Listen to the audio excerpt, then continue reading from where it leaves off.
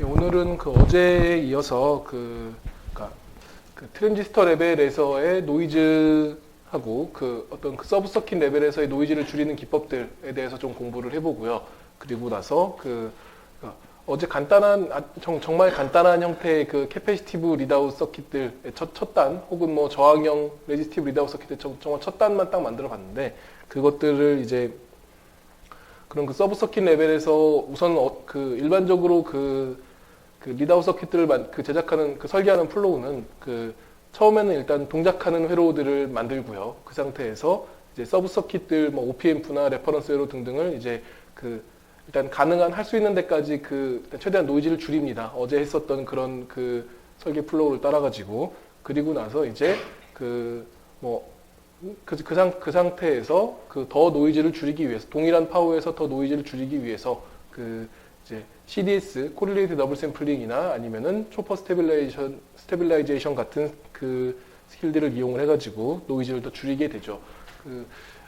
일반적으로 아키텍처 레벨에서 노이즈를 줄이는 기법들이 최근에 소개되고 있는 것들은 한 너댓 가지 종류들이 있는데요.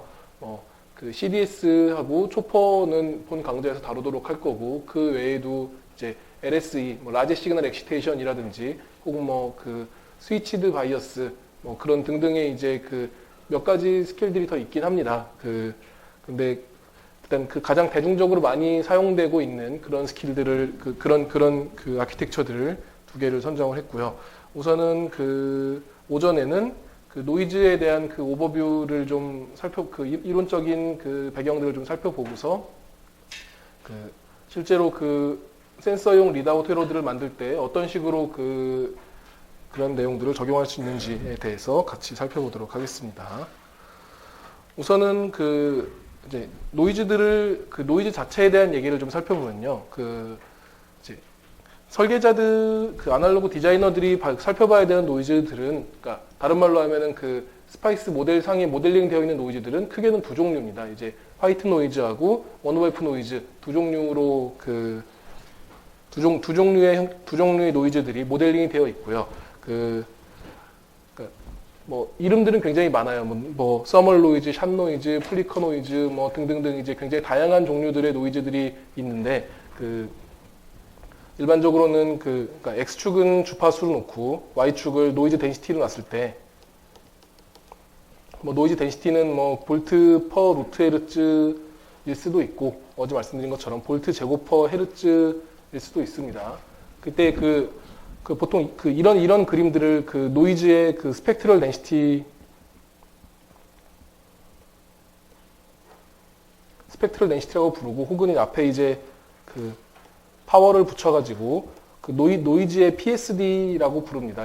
지금 보시는 이런 분홍색 여기 이런 그림들을 노이즈의 PSD라고 부르는데 이때 노이즈가 이름들은 여러 가지 이름들로 있지만 아날로그 설계자들이 혹은 이제 스파이스 모델 상에 우리가 시뮬레이터 상에 모델링 되어 있는 노이즈들은 크게는 이제 이 서멀 노이즈하고 플리커 노이즈 두 개로 모델링을 합니다.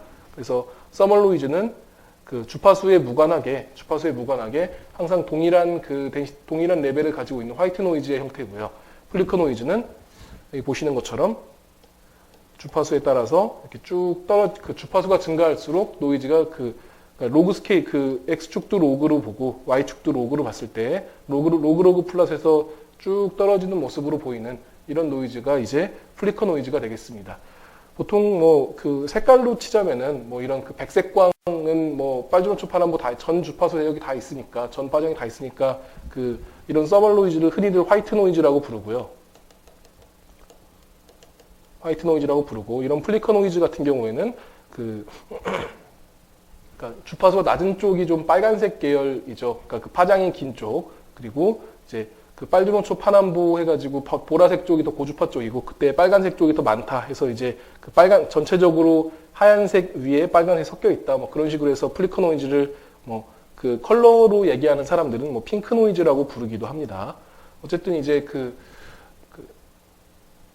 저희가 사용하게 될 그런 시뮬레이션 모델 상에서는 이제 서멀 노이즈와 플리커 노이즈가 공식적인 용어가 될 테고요. 나머지 이제 샷 노이즈라든지 혹은 이제 고주파 쪽에 있는 노이즈들이 저주파로 폴딩돼서 들어오는 KT 오버시 노이즈 등등은 이제 서멀 노이즈나 플리커 노이즈를 가지고서 표현을 하게 될 겁니다.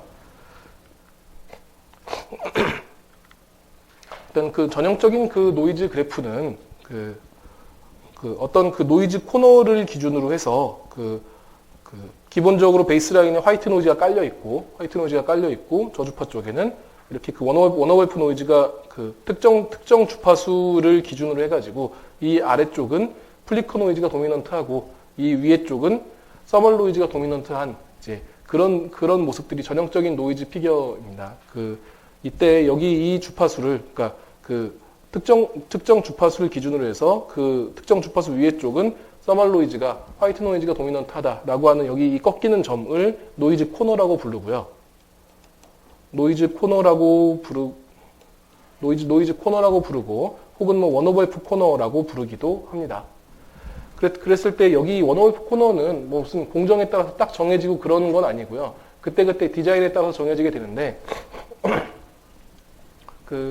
이제 로노이즈 디자인을 하게 되면은 어떤 특정 디자인을 계속 이제 모디파이 해가면서 로노이즈 디자인을 하다 보면은 어떤 방향으로 회로를 튜닝하다 보면 화이트 노이즈 레벨을 만약에 뭐 어떤 TR에 커런트를 많이 흘린다, 뭐 GM을 키운다, 뭐 무슨 로드 저항을 높인다 등등으로 해가지고 뭐 화이트 노이즈를 키울 수도 있고 화이트 노이즈를 낮추는 방향으로 그 회로를 튜닝할 수도 있고 혹은 어떤 경우에는 이 서멀 노이즈를 낮추는 방향으로 그 노이즈를 튜닝할 수도 있습니다. 그때마다 이제 동일한 서멀 노이즈에서 동일한 서멀 노이즈에서 플리커 노이즈가 내려가게 되면 원오웨프 코너는 낮아지게 되죠. 그렇죠? 혹은 이제 서멀 노이즈를 낮추게 되면은 동일한 플리커 노이즈에서 이제 화이트 노이즈는 낮아져가지고 코너가 올라가게 되고요.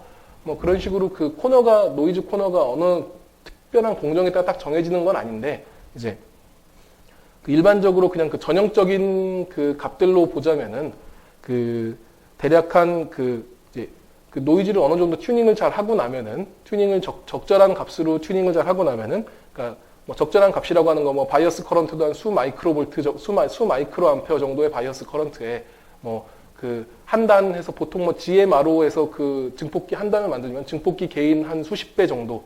그러니까 뭐 GM도 뭐 한 수십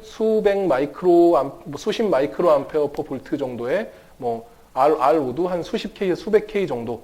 그러니까 보통 전형적으로 한 130 나노 아니면은 뭐 0.13, 0.18 정도에서의 흔히들 많이 쓰이는 값들로 봤을 때에 그러니까 적당한 값으로 디자인하면은 그러니까 어제 실습했었던 것 정도의 그 정도의 커런트를 흘리고 뭐 한 수 마이크로 암페어 정도 커런트 흘리고 뭐 그랬을 때 원오웨프 코너가 대충 한 서브 킬로헤르츠 정도 나옵니다. 그러니까 한 수백 헤르츠 정도, 한 100에서 한 500헤르츠 정도 수준의 한 수백 헤르츠 정도의 코너가 나오고 그래서 이제 일단 여기 이 원오웨프 코너가 실제 이제 오후에 실습도 해보시면 혹은 나중에 이제 실제 칩들을 설계를 하실 때 보면은 설계할 때 굉장히 중요한 지표 중에 하나가 됩니다. 이 원오웨프 코너를 피해서 화이트 노이즈 구간으로 신호들을 모듈레이션 시켜 올려야 되고 혹은 이제 여기 화이트 노이즈보다 훨씬 더 느린 노이즈들, 그러니까 빠른 노이즈들은 그러니까 여기 이 원오웨프 코너를 기준으로 해가지고 빠른 쪽과 느린 쪽을 봐가지고 빠른 노이즈들은 그러니까 여기 서멀 노이즈들을 줄일 수 있는 기법들이 따로 있고 혹은 이제 이 저주파 쪽에서의 플리커 노이즈를 줄일 수 있는 기법들이 따로 있습니다. 그래서 뭐 간단하게 오늘 소개를 드릴 CDS나 초퍼 회로는 이 플리커 노이즈를 감소시킬 수 있는 기법이라고 보시면 되고요.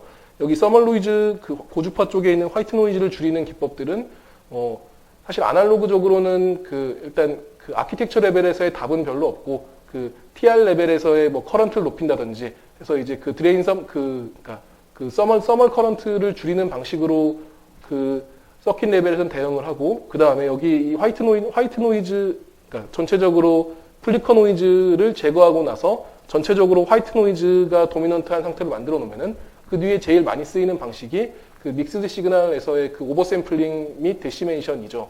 그러니까 여기 저주파 쪽은 오늘 얘기할 방법으로 제거를 하고요. 일반적인 그 제거하는 방식들이 이 화이트 노이즈 부분들은 이 고주파 쪽에서는 보통 그러니까 그 오버샘플링 2번 할 때마다 노이즈 레벨이 루트 2분의 1씩 줄어들기 때문에 즉 이제 그 4번 오버샘플링 할 때마다 노이즈가 반씩 줄어든다라고 생각하시면 됩니다. 그래서 만약에 이제 화이트 노이즈가 도미넌트한 상태로 이제 저주파 노이즈들을 제거하고 나서 그 뒤에 이 신호 여기 이런 아직 어떻게 할지 모르겠지만 여기 이런 그 저주파 쪽에 있는 플리커 노이즈를 제거해서 노이즈 피겨를 이렇게 플랫하게 만들어 놓고 그 뒤에 이제 빠르게 AD 컨버팅을 하는 거죠. 뭐 그 원래 시그널 밴드위스가 뭐 100kHz였다. 그러면은 이거를 뭐 한 16메가 정도로 16배 1.6메가로 그 오버샘플링 지금 16배 오버샘플링을 한 거죠. 이렇게 하고서 다시 이제 여기에서 1.6메가로 16배 오버샘플링 하고 나서 다시 이제 16개마다 하나씩 언더샘플링을 해주게 되면은 데시메이션을 하든지 아니면은 그 매 16샘플마다 무빙 에버리지를 해서 에버리징을 하든지 그렇게 되면은 이제 다시 이제 100K짜리 시그널을 복원할 수가 있죠. 여기에서 이렇게 오게 되면은 그러니까 이건 지금 고주파 때에서의 얘기입니다.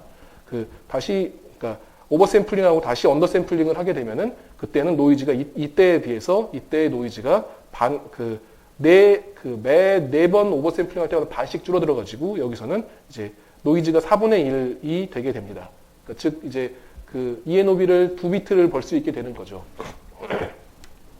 뭐 그 쉽게 생각하시면은 그냥 핸드폰으로 핸드폰 카메라로 사진 찍는 거하고 똑같은 핸드폰 액정에 그 화면을 보이게 하는데 그 뭐 큼직한 카메라로 더 고해상도의 카메라로 사진 찍어가지고 사진 줄여서 보면 훨씬 더 선명하게 보이죠. 그렇죠? 뭐 어쨌든 뭐 그런 개념으로 이제 오버샘플링과 언더샘플링을 생각하시면 되고 그래서 이제 저희가 여기 이 위에 쪽은 오버샘플링 및 데시메이션 혹은 뭐 데시메이션 혹은 뭐 무슨 로패스 필터링 뭐 무빙 에버리지 등등의 용어들을 사용하는데 오버샘플링 및 데시메이션 사용해가지고 이 고주파 쪽의 노이즈들을 제거를 하고 여기 저주파 쪽에 있는 노이즈들은 이제 저희가 오늘하고 내일에 거쳐가지고 하게 될 CDS 혹은 이 초퍼 서킷을 이용을 해가지고 저주파 쪽의 노이즈들을 제거를 하게 됩니다. 일단 화이트 노이즈를 타임 도메인에서 한번 살펴보게 되면은, 그러니까 노이즈 PSD가 이렇게 플랫하게 나오게 되면은, 이렇게 컨스탄트한 값으로 나오게 되면은, 이거를 타임 도메인에서 보면은, 흔히들 오실로로 찍어보면 많이 보던 그런 파형들이죠. 여기 이 가운데 쪽은 좀 더 색깔이 밀도가 진하고, 이 위에 쪽으로 갈수록 점점 이제 간간히 한 스팟씩 튀게 되는 이제 그런 상태로 보시면 되고, 그때 여기 이 밀도를 확률 밀도 함수를 그려보게 되면은 여기는 이제 주파수에 따라서 그린 거고 이거를 타임 도메인에서 밀도를 그려보게 되고 이런 가우시안 분포를 보이게 됩니다. 그때 여기 이 값들의 RMS 값을 구하게 되면은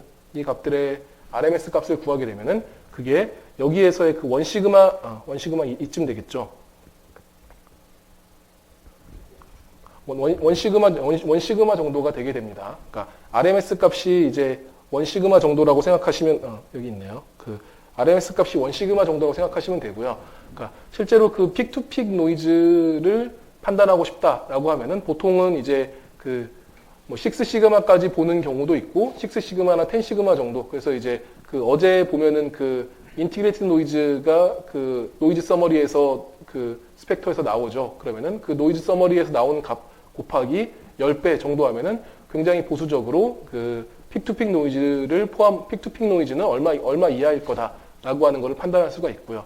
혹은 이제 이 노이즈의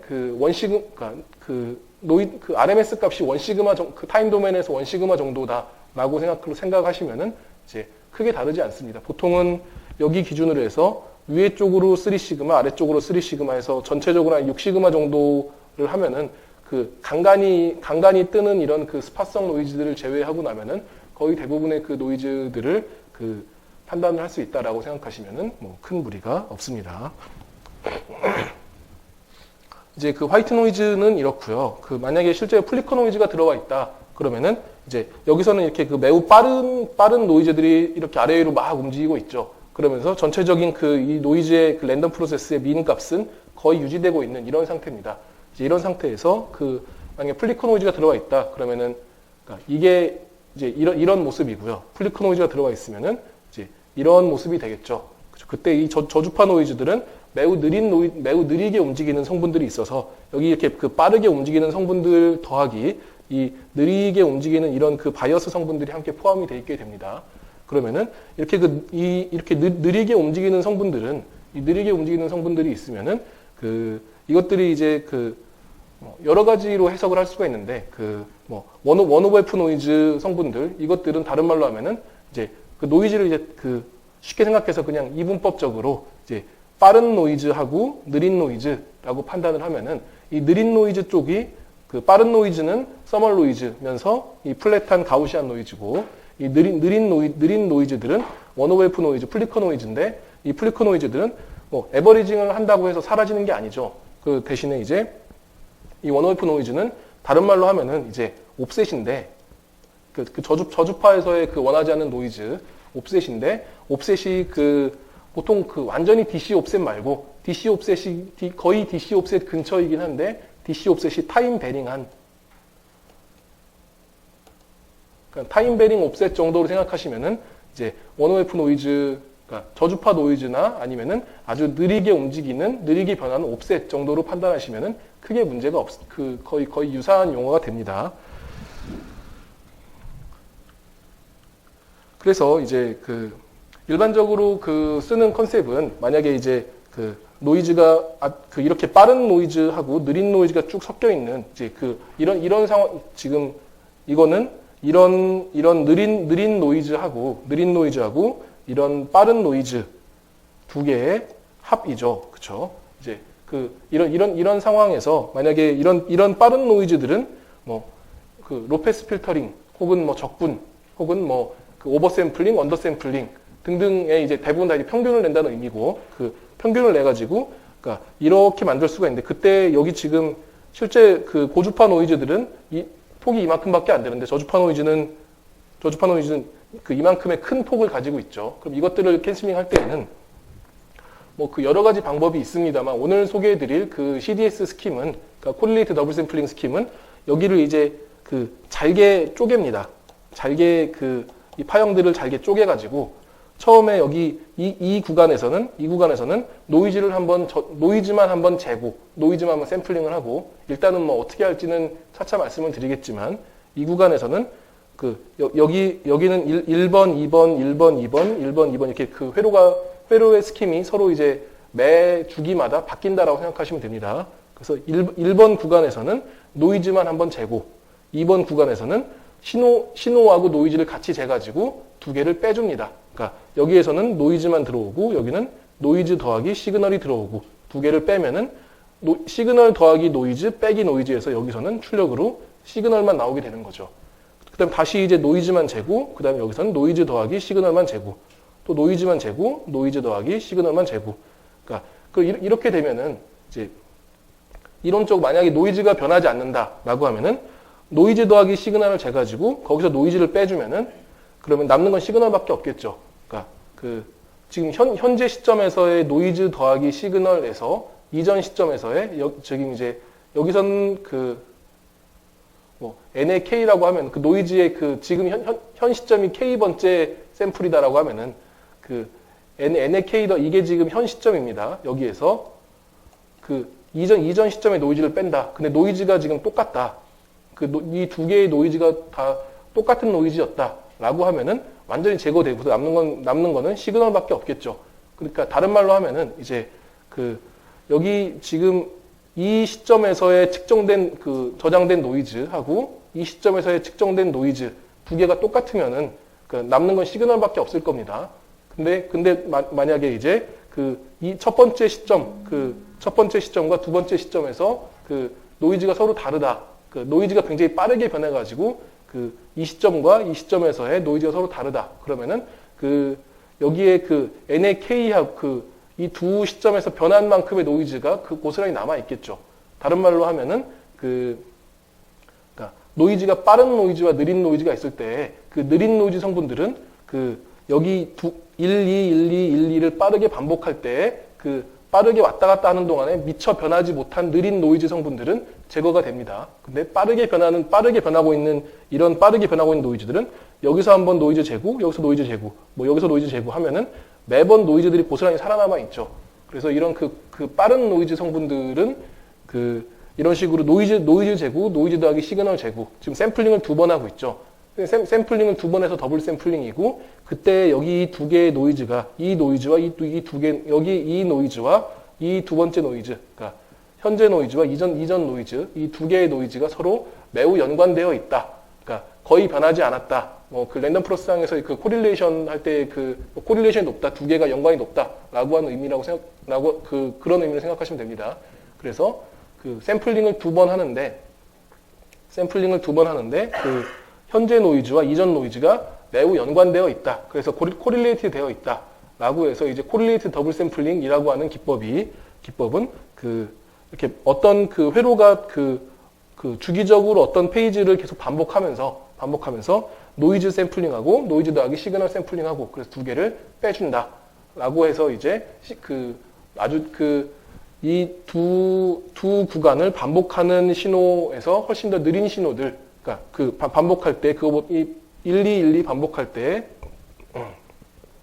이거보다 더 느린 반복하는 주기보다 훨씬 더 느린 노이즈들을 제거하는 스킴이다. 라고 생각하시면 되겠습니다. 그래서, 다시 이제 원래로 돌아와서요. 그래서 여기 고주파 노이즈들은 일반적으로 로 노이즈 디자인에서 보통 아주 저주파 신호들만 다루는 밴드 리미트된 신호들만 다룰 경우에는 이런 서멀 노이즈만 주로 있는 회로들에서는 노이즈를 그러니까 로패스 필터링 해주면 되죠. 로패스 필터링 해주면은 이렇게 빠르게 움직이는 이런 신호들이 이렇게 판판해질 테니까요. 로패스 필터링 해가지고 고주파 노이즈들을 제거하고, 다른 말로 하면 이제 노이즈 밴드를 리미팅을 하고요. 그때 남아있는 이런 느린 노이즈들은 방금 말씀드린 CDS 스킴 혹은 이제 차차 말씀드리게 될 초퍼 스킴으로 이제 제거를 해서 전체적인 노이즈들을 다 제거하는 방식으로 이제 로 노이즈 디자인이 흔히들 이제 설계가 됩니다. 어제 말씀드렸다시피 일단 노이즈를 감소시키기 위해서는 몇 가지 단계를 거치는데요. 우선 서브 서킷 레벨에서 앰플리파이어 레벨에서 혹은 그냥 여러 가지 칩 안에 보면 빌딩 블록들이 있죠. 뭐 밴드갭도 있고, 뭐 OP앰프도 있고, 레퍼런스 회로들도 있고, 뭐 등등등 있는데 이제 일단 TR 레벨에서부터 살펴보면은 우선은 그냥 가장 단순한 형태의 싱글 스테이지 OP앰프입니다. 싱글 스테이지 증폭기에서 전체 여기서 IRN이라고 써 있는 건 인풋 레퍼런스 노이즈의 의미고요.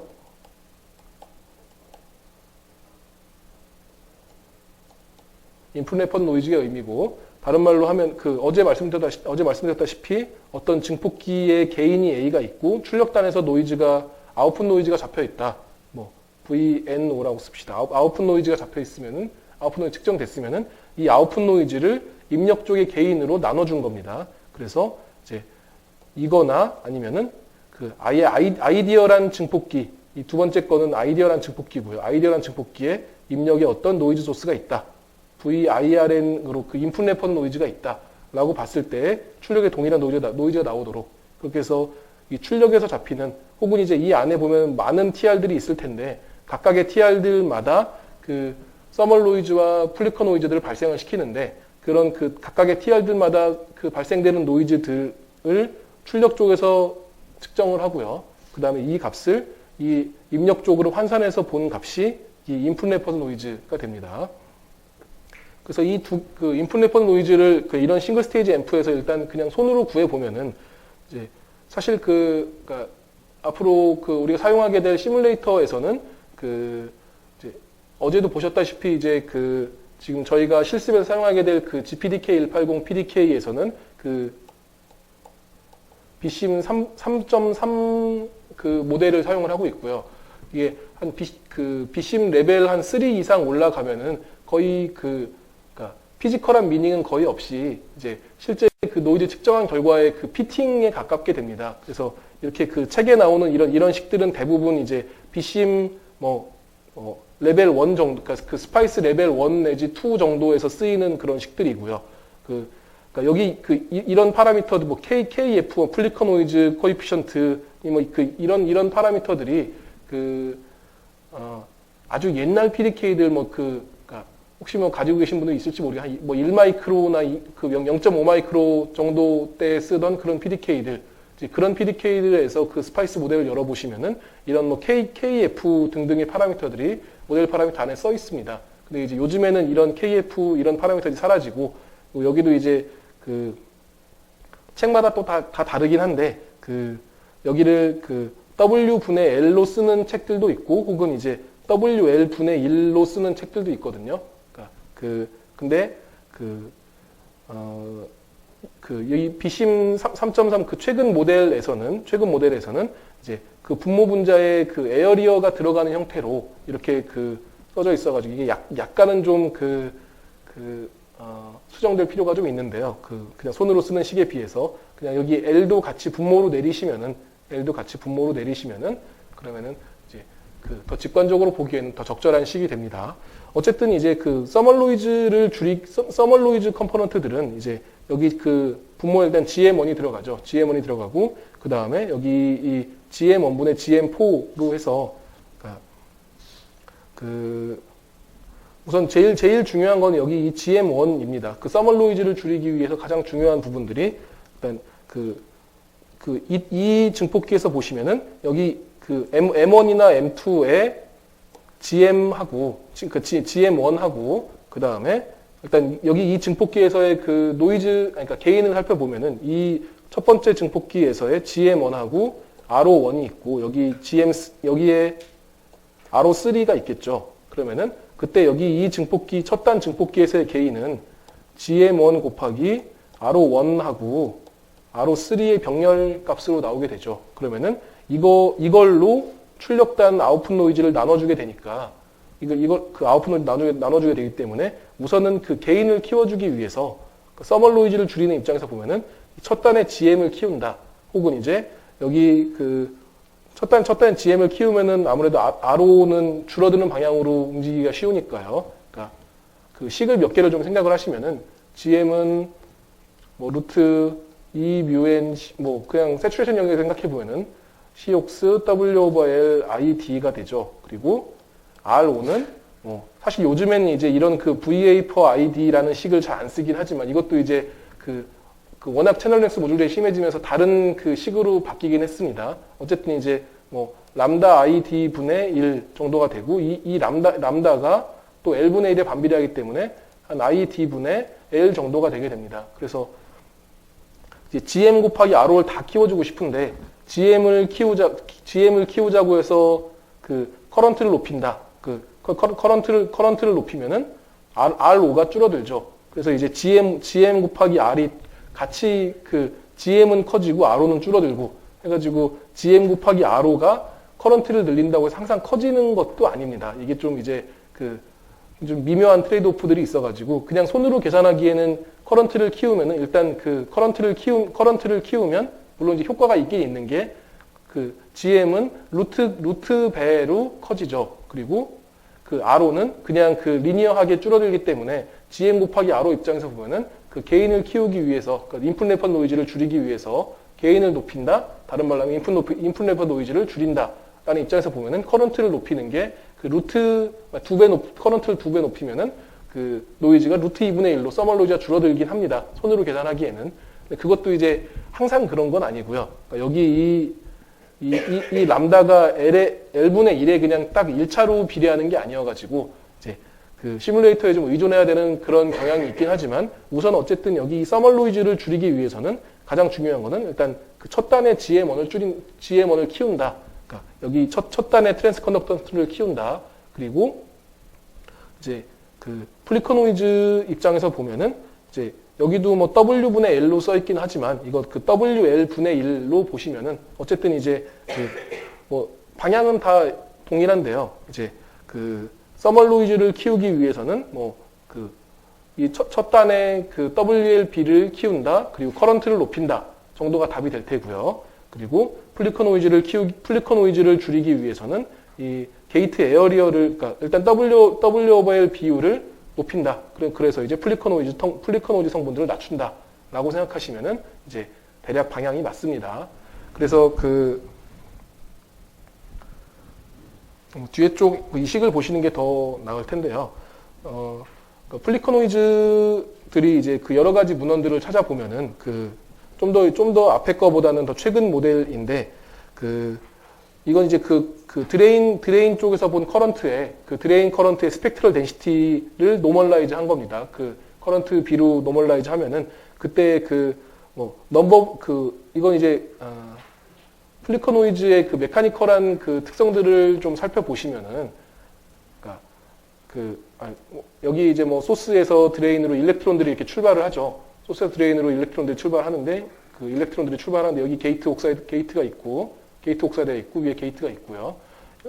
엠모스라고 치면은 소스 쪽을 낮은 전압을 주고 드레인 쪽을 높은 전압을 주고 게이트도 좀 높은 전압을 줘야지 일렉트론들이 소스에서 드레인으로 출발을 하죠. 그렇죠? 그랬을 때 이제 이쪽에서는 드레인 쪽은 높은 전압이니까 일렉트론아 일로 와라 하고 이렇게 땡겨 옵니다. 그래서 일반적으로는 이제 여기 이 실리콘 영역을 타고서 일렉트론들이 흘러가지고 채널이 형성이 되죠. 근데 여기 항상 이제 여기는 지금 낮은 전압이고 여기 낮은 전압에 일렉트론들이 있고 이쪽은 높은 전압이 있고 그러니까 일렉트론들이 이렇게 움직여 가야 되는데 간혹 가다가 지금 여기만 높은 전압이 있는 게 아니고 여기 게이트도 높은 전압이 있죠. 그래서 게이트 쪽에서는 사실 중간에 게이트 옥사이드가 있으니까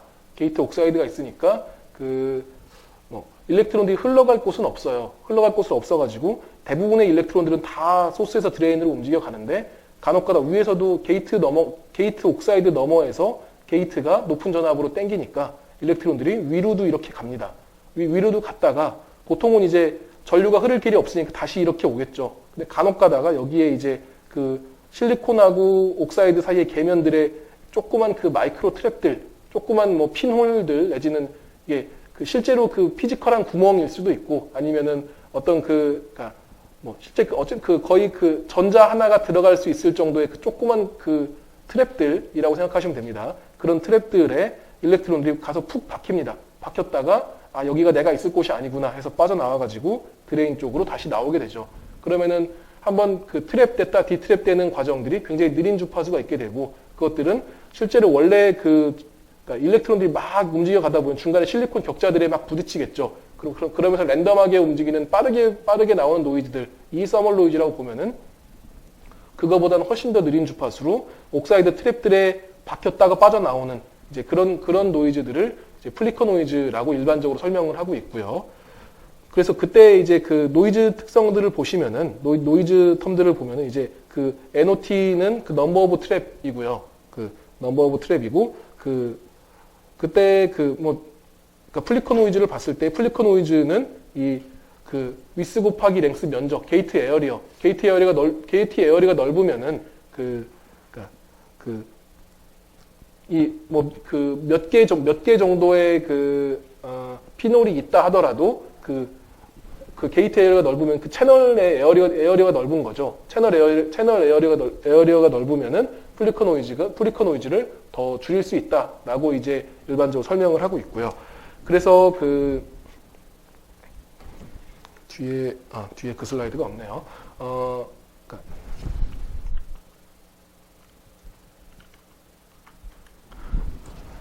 일반적으로 노이즈에서의 대책은 서멀 노이즈하고 플리커 노이즈를 봤을 때 이제 플리커 노이즈를 줄이고 싶다라고 하면은 이 게이트 에어리어를 위스 곱하기 랭스를 높인다가 이제 주된 방법이 됩니다. 그리고 서멀 노이즈를 줄이고 싶다라고 하면은 이게 항상 그런 건 아니지만 커런트를 그러니까 줄이고 싶은 TR에 커런트를 많이 흘린다. 줄이고 싶은 TR에 GM을 키운다가 이제 주된 방법이 됩니다. 혹은 이제 단에서 만약 인풋 레퍼드 노이즈 입장에서 봤을 때 게인을 높여가지고 이 인풋 레퍼드 노이즈를 줄이는 입장도 있기 때문에 그러니까 어떤 TR이 액티브 로드로 작용하고 있다. 그러니까 어떤 TR들은 뭐 증폭기로 CS, CG, CD 증폭기 등등으로 작용할 수도 있고 어떤 TR은 그 증폭기의 로드로 액티브 로드로 저항처럼 작용할 수도 있겠죠. 저항으로 작용할 때 그 노이즈를 줄이고 싶으면은 만약 그게 개인단에 포함되는 패스에 있다라면은 그 경우에는 이제 저항을 높여준다. 그러니까 이거는 이제 그 증폭기로 작용할 때는 그 커런트를 높이거나 GM을 높인다. 그리고 개인단 내에서의 로드로 작용한다라고 할 때는 그 RO를 높여준다 정도가 이제 그 서멀 노이즈를 줄이는 답들이 되겠습니다. 그래서 일반적으로 이제 그 플리커 노이즈를 줄이는 거는 상대적으로 일단 쉽고요. 그러니까 다른 말로 하면은 이제 그 설계 플로우 상에서 처음엔 어제 해보셨다시피 일단은 그 동작하는 상태로 DC 오퍼레이팅 포인트도 맞추고 뭐 AC 리스판스도 맞추고 뭐 트렌드 보고 해가지고 이제 일단 그 회로가 동작하는구나. 그럼 그 상태에서 노이즈를 줄이기 위해서 플리커 노이즈를 줄인다라고 하면은 그 노이즈 컨트리뷰터 상에서 상위에 있는 것들의 사이즈를 키워준다라고 해서 그 상위에 있는 그러니까 그 노이즈를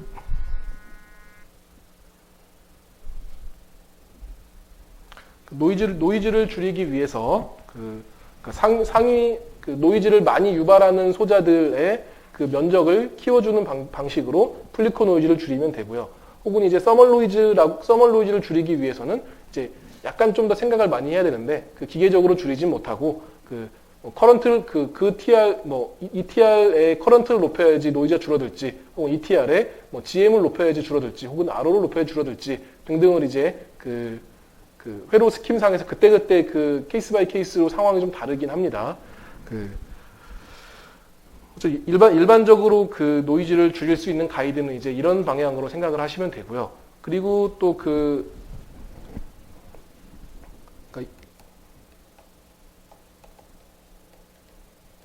인풋 레퍼드 노이즈 입장에서 보면은 그러니까 과연 이제 보통 일반적으로 한 단만 증폭하고 많은 경우는 별로 없으니까 이제 몇 단에 걸쳐 가지고 그 미세한 신호들을 몇 번에 걸쳐서 잘 증폭을 해서 출력단까지 가져가게 되는데 그때 과연 이제 그 전체적인 센서 리드아웃 체인 그 증폭 체인에서 혹은 이제 OPM프 한 단에서도 OPM프도 뭐 2스테이지, 3스테이지 OPM프 등등 사용하니까요. 첫 단은 폴디드 캐스코드, 두 번째 단은 CS, 세 번째 단에서 클래스 AB로 출력을 내보내고 그런 식으로 이제 OPM프들도 만들죠. 그 멀티 스테이지 OPM프들을 만들 때 과연 이제 어디에다가 전류와 면적들을 다 투자해야 되느냐라는 입장에 생각을 해보면은, 그러니까 그때 이제 인풋 레퍼드 노이즈 입장에 생각을 하면은 만약에 노이즈가 이만큼을 이제 아이디어란 증폭기 더하기 인풋 레퍼드 노이즈로 해가지고 이런 증폭기를 한다는 생각을 합시다. 이게 만약에 똑같이 이제 1mV의 노이즈가 있다고 치죠. 1mV의 노이즈가 들어온다. 여기로 이제 V인이 들어오고 1mV의 노이즈가 있고 여기에 첫 단에서는 이제 100배짜리 노이즈가 있고 그 다음에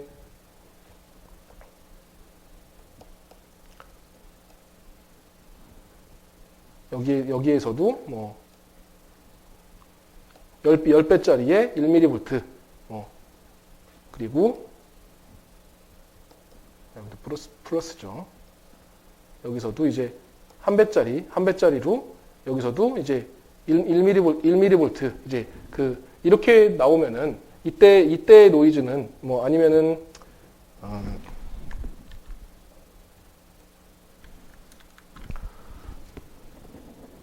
여기는 10mV, 여기도 10mV라고 합시다. 자, 그러면은 이제 보통 이 첫 단은 100배짜리 높은 게인을 가지는데 이때 1mV 정도의 인풋 레퍼드 노이즈를 가지도록 첫 단에 지금 투자를 많이 한 경우입니다. 그러니까 첫 단 그리고 두 번째 단하고 세 번째 단은 이제 노이즈가 한 10mV 정도로 나오도록 굉장히 작게 사이즈도 작게 만든 커런트 조금밖에 안 쓰고 그래서 지금 대부분의 자원을 첫 단에다가 다 투자한 경우고요. 이때 아웃풋을 보면은 이때 전체적인 게인은 100배, 10배, 1배니까 전체적인 게인은 100배, 10배, 1배니까 지금 전체적인 게인이 1000배죠. 그쵸? 그리고 그 출력단에서 보이는 노이즈는 아웃풋 노이즈를 생각을 해보면은 1mV가 100배 됐고요. 그러니까 100mV가 있고요. 100mV 1mm 곱하기 100배에서 여기 오면 100mV가 됐고 100mV 더하기 10mV 100mV 더하기 10mV가 이게 10배가 됐고요. 더하기 또 10mV가 들어왔죠. 그러면은 110, 1110이니 1100 더하기 10이 되니까 1110 mV가 됐죠. 그쵸? 그러면은 이때 이제 그 아웃풋 노이즈 나누기 게인을 생각해 보면은 아웃풋 노이즈 나누기 게인을 생각을 해보면은 이거는 1110 나누기 1000이 돼가지고 1.11mV가 됩니다. 그쵸? 그러니까 인풋 레퍼드 노이즈 인풋 레퍼드 입장 생각을 해보면은 그러니까 이 첫 단의 노이즈하고 그 전체적인 인풋 레퍼드 노이즈가 거의 전체 그 체인 전체에서의 이 증폭 체인, 그 1000배짜리 증폭하는 증폭 체인 전체에서의 노이즈와 그 첫 단만 놓고 봤을 때의 노이즈가 거의 유사한 값이 나오게 됩니다. 그러니까 다른 말로 하면 여기 뒤에 쪽은 이제 10mV, 10mV씩 그 큰 노이즈가 있다고 하더라도 인풋 레퍼드 노이즈 입장에서는 그 뒤에 쪽에 있는 노이즈의 영향들이 아예 없진 않지만 매우 작은 영향만 끼치고요. 다른 말로 하면은 이 첫 단의 모든 자원, 그 많은 자원을, 그러니까 커런트와 면적 등 그 많은 자원을 첫 단에 다 그 투입을 해야 된다. 그리고 첫 단에다 높은 게인을 만들어줘야 된다. 라고 하는 그 개념을 쉽게 생각할 수가 있고요. 이거는 이제 어떤 그 시그널 체인에서 생각해도 마찬가지 얘기고, 혹은 OPF 하나에 대해서 생각해도 마찬가지 얘기입니다. 뭐 OPF 하나를 뭐 어쨌든 이제 그 OPMF의 그 첫 단 증폭기가 있고, 두 번째 단 증폭단이 있고, 세 번째 단 증폭단이 있다. 그렇게 해가지고 전체적인 출력까지 나온다. 그러면은 이 첫 단에 그 사이즈도 투입하고 커런트도 투입해서 그 로노이즈를 구현을 해야 된다라고 하는 그 내용들을 파악을 하실 수가 있고요.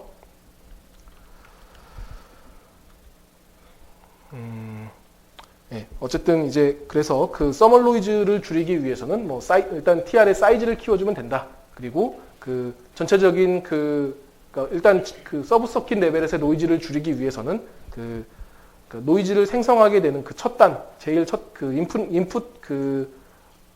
인풋 레퍼드 노이즈로 봤을 때, 그러니까 일반적으로 이 얘기는 뭐 아주 미세한 신호, 미세한 커런트, 뭐 미세한 저항 변화, 미세한 캡 변화 등등을 이제 큰 전압 신호로 변환하고자 할 때 그런 식으로 이제 그 입력에서 출력까지의 게인이 매우 클 때 1000배짜리 게인을 얻고 싶으면 이거를 10배로 할 것인지 아니면은 100배, 10배, 1배로 할 것인지 등등의 그 게인을 어디에다 배분할 것이냐, 혹은 이제 자원은 한정되어 있으니까 그때 한정된 자원으로 어디에다가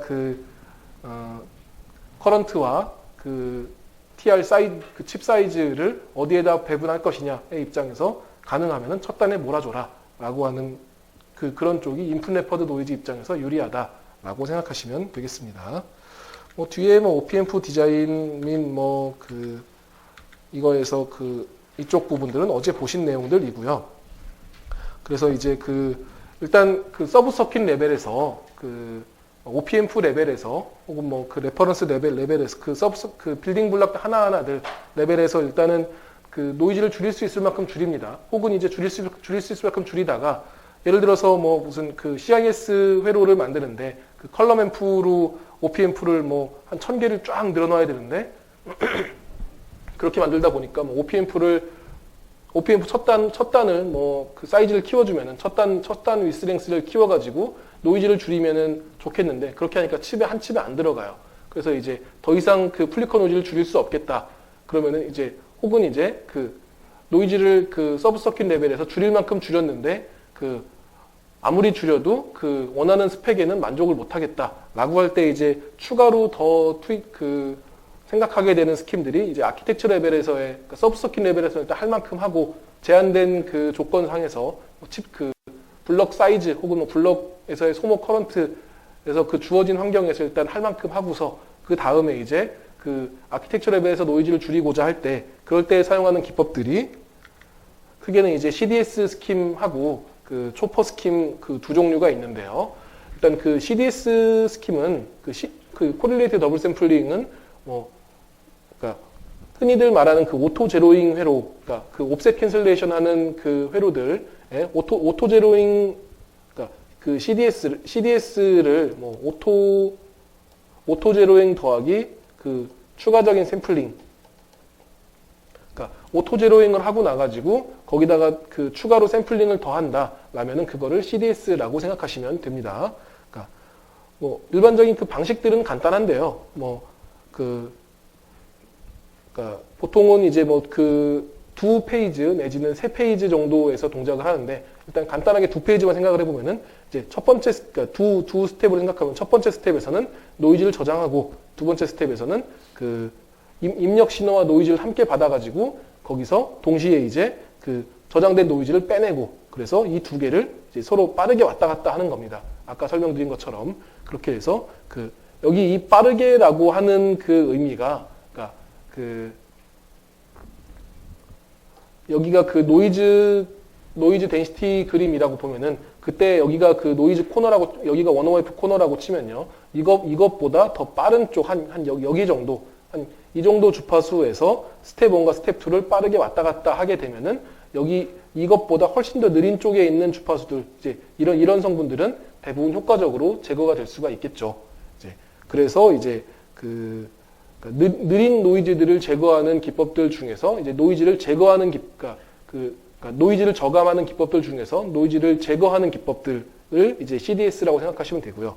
이제 초포 방식은 약간 이제 또 그 컨셉이 약간 다른데 이 경우에는 여러분들 그 뭐 옛날에 뭐 학부 때 그런 통신에서 AM 배우셨죠. 모듈레이션, 디모듈레이션 배우셨을 텐데 노이즈가 이렇게 있고 여기에 지금 시그널이 이렇게 있다. 그 원하는 시그널이 이렇게 있다. 그러면은 이거를 고주파 쪽으로 이렇게 그러니까 여기 지금 이 노이즈 대역하고 시그널 대역이 겹치니까 그 노이즈와 시그널 대역이 겹치지 않게 그러니까 노이즈가 적은 대역으로 시그널을 올립니다. 시그널 올려가지고 그러니까 여기 그 특정 캐리어 주파수의 좌우 사이드 밴드로 이 시그널을 모듈레이션 시켜서 올리고요.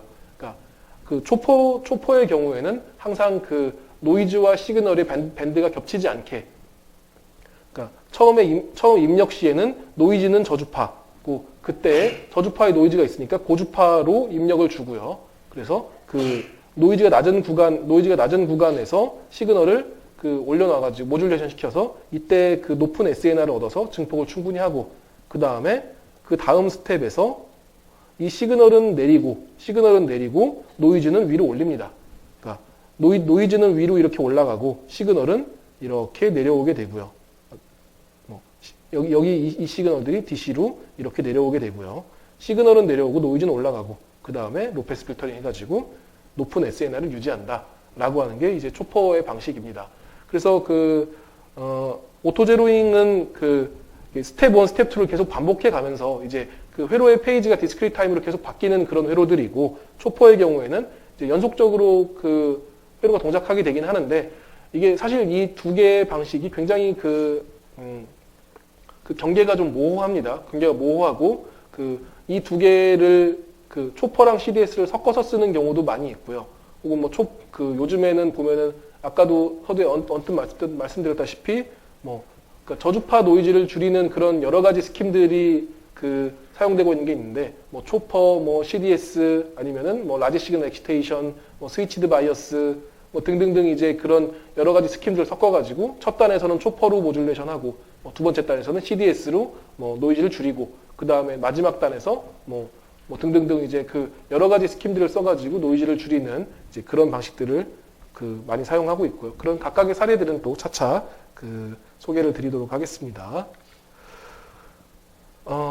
잠깐 예, 네, 네, 예, 예, 예. 네.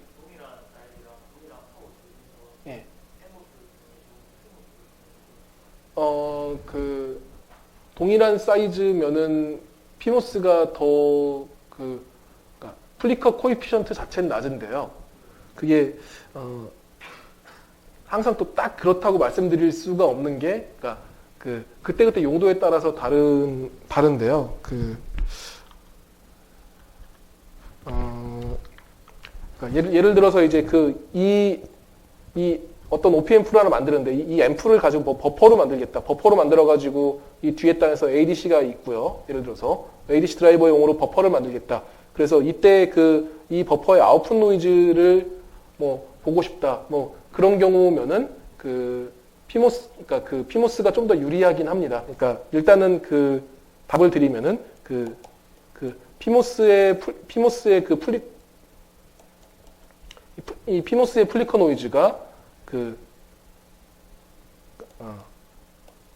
피모스가 더 낮고요. 플리커 레벨이 더 낮고요. 더 우수합니다. 그런데 이제 플리커 노이즈 입장에서 보면은 피모스가 더 괜찮은 답인데, 커런트 드라이빙 능력 입장에서 모빌리티가 일단 떨어지기 때문에, 이 GM을 놓고 보면은 GMP가 이 GMN보다 이제, 에모스가 더 GM이 높아가지고, 그래서 그러니까 이런 식으로 아웃풋 노이즈 입장에서 여기에 뭐 피모스도 잔뜩 있고, 뭐 뒤에 에모스도 잔뜩 쭉 있어가지고, 아웃풋 노이즈 입장에서 보면은, 뭐 그때그때 다르긴 할 텐데, 피모스로 만드는 게 플리커 노이즈 입장에서는 아웃풋 노이즈 입장에서 보면 더 좋긴 한데요.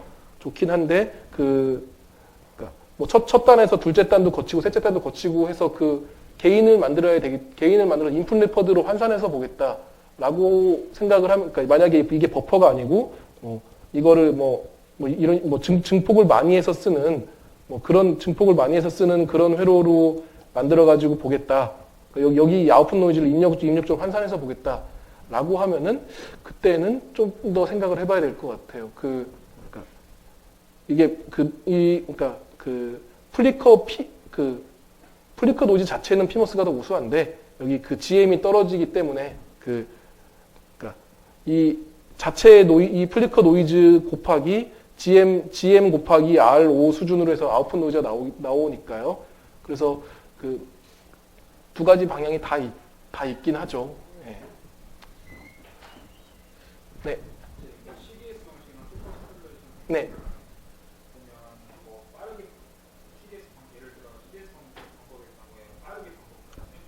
네. 예, 예.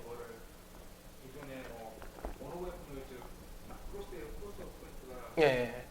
네. 예. 예. 그게, 오후에 실습하시면 더 감이 오실 텐데요.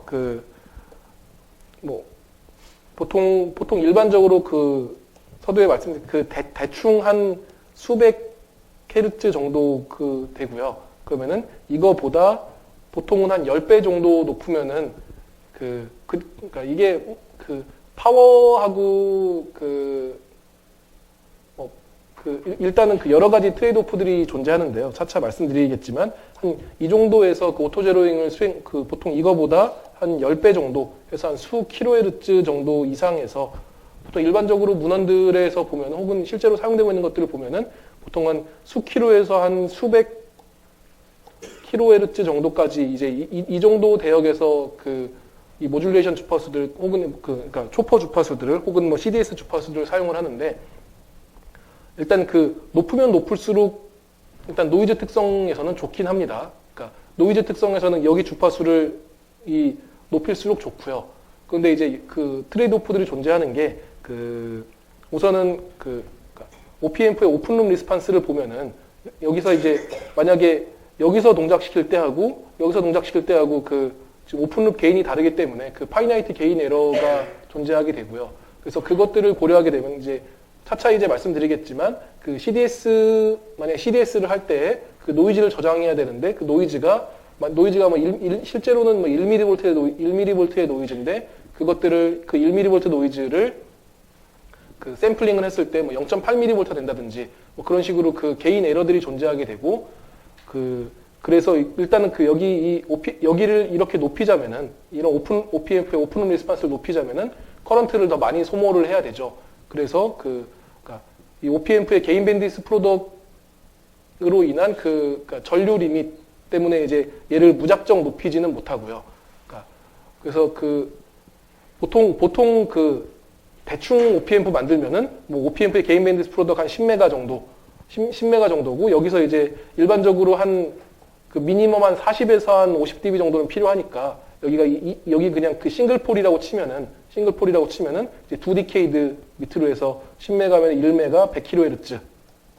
그래서 이제 오픈룹 게인 40dB 치면은 한 100kHz 정도의 주파수 정도까지는 잘 동작할 거다라고 치고 이제 정말 더 로파워로 만들고 싶다 해서 오픈룹 게인 아니면은 노이즈를 더 정밀하게 샘플링하고 싶어가지고 60dB 정도 필요하다. 오픈룹 게인이 파이나이트 게인 에러를 줄이기 위해서 그러면은 여기가 이제 10kHz가 되겠죠. 그래서 이제 여기 OP앰프의 게인 밴드위스 프로덕트 때문에 얘를 이제 그래서 한 수킬로에서 수백 kHz 정도의 값들이 이제 대충 이런 수치들에서 나오는 그런 값들이고요. 나중에 이제 샘플링을 하고 나면은 로패스 필터링을 해줘야 되는데 NTL싱을 해줘야 되는데 그때 여기 이 수킬로헤르츠 이하로 나중에 이 로패스 필터를 만들 때 로패스 필터의 사이즈가 일반적으로는 로패스의 컷오프 주파수에 반비례하기 때문에 여기를 이 주파수를 올리면은 전류가 많이 먹고 대신에 이제 로패스 사이즈는 좀 줄일 수 있고 그리고 더 노이즈도 줄여가지고 하이 퍼포먼스를 갈 수 있는데 사이즈도 줄여가지고 작은 사이즈의 하이 커런트지만 더 로 노이즈로 만들 수 있는 방향이고요. 여기 주파수를 좀 낮추면은 이제 노이즈를 많이 줄이지는 못하고 그러니까 노이즈 특성은 좀 나빠지고 대신에 칩 사이즈가 좀 커지고 하지만 파워는 더 줄일 수 있고 그런 트레이드 오프들이 존재합니다. 일반적으로는 그냥 코너의 10배 정도를 이제 룰 오브 썸으로 생각하시면은 적당하고요. 그래서 한 수킬로에서 수백 킬로헤르츠 너무 넓은가요? 어쨌든 그 정도 대역에서 동작 시키시면은 적당합니다. 오후에 실습해 보시면은 더 이제 자세하게 알 수 있으실 테고요.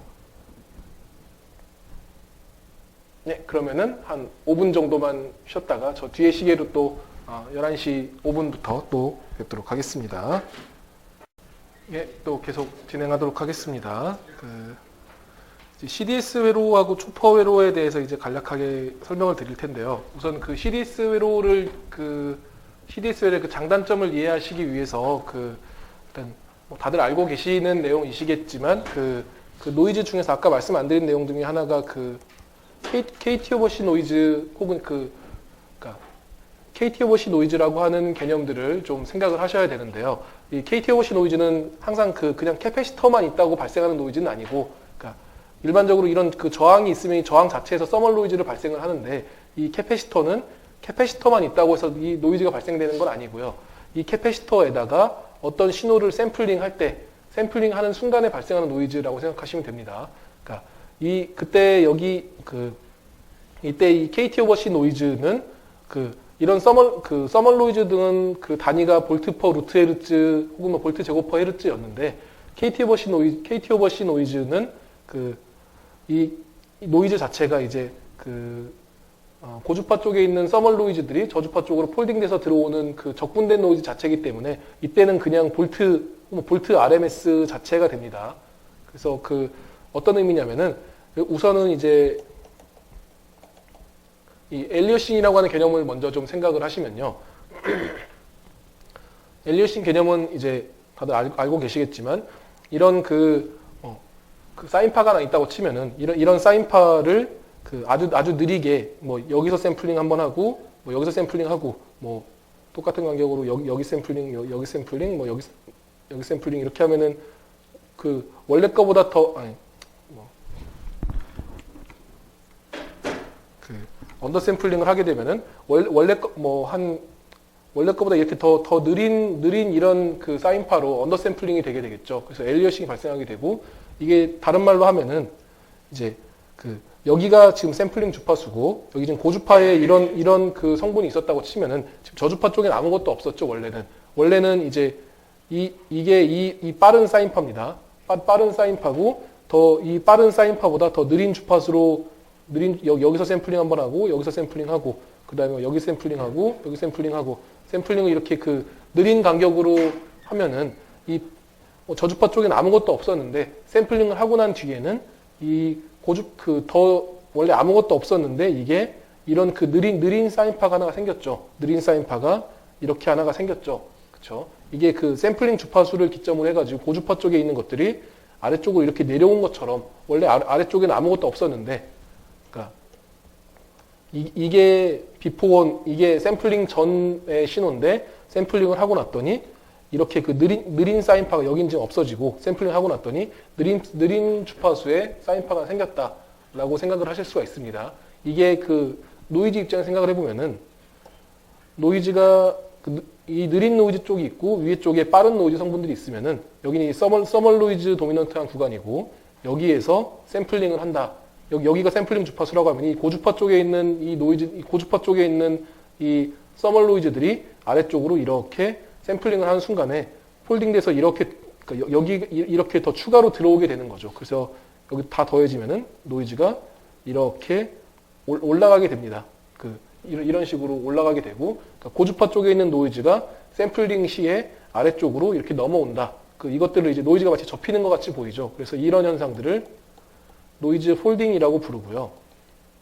그래서 이런 노이즈 폴딩을 없애주기 위해서 원래는 여기 샘플링 하기 전에 이 앞단에다 일반적으로 이런 그 로페스 필터를 달아주죠. 로페스 필터를 달아가지고 서멀 노이즈가 이렇게 존재하고 있었던 이거를 서멀 노이즈를 일단 이렇게 밴드 리미팅을 해주고 밴드 리미팅 한 다음에 이것들을 그 다음에 여기서 샘플링을 하게 되면은 이 고주파 쪽 노이즈가 완전히 없어지진 않지만 그래도 이렇게 줄어들어 있기 때문에 이게 폴딩에서 들어와도 별로 올라가지 않는다라고 해서 이제 반드시 샘플링 앞단에서는 이런 엔티 엘리어싱 필터가 필요하게 되고요. 노이즈 폴딩을 막아주기 위해서, 그러니까 노이즈 폴딩 엘리어싱으로 인한 노이즈 폴딩을 막아주기 위해서 엔티 엘리어싱 필터가 반드시 필요하고요.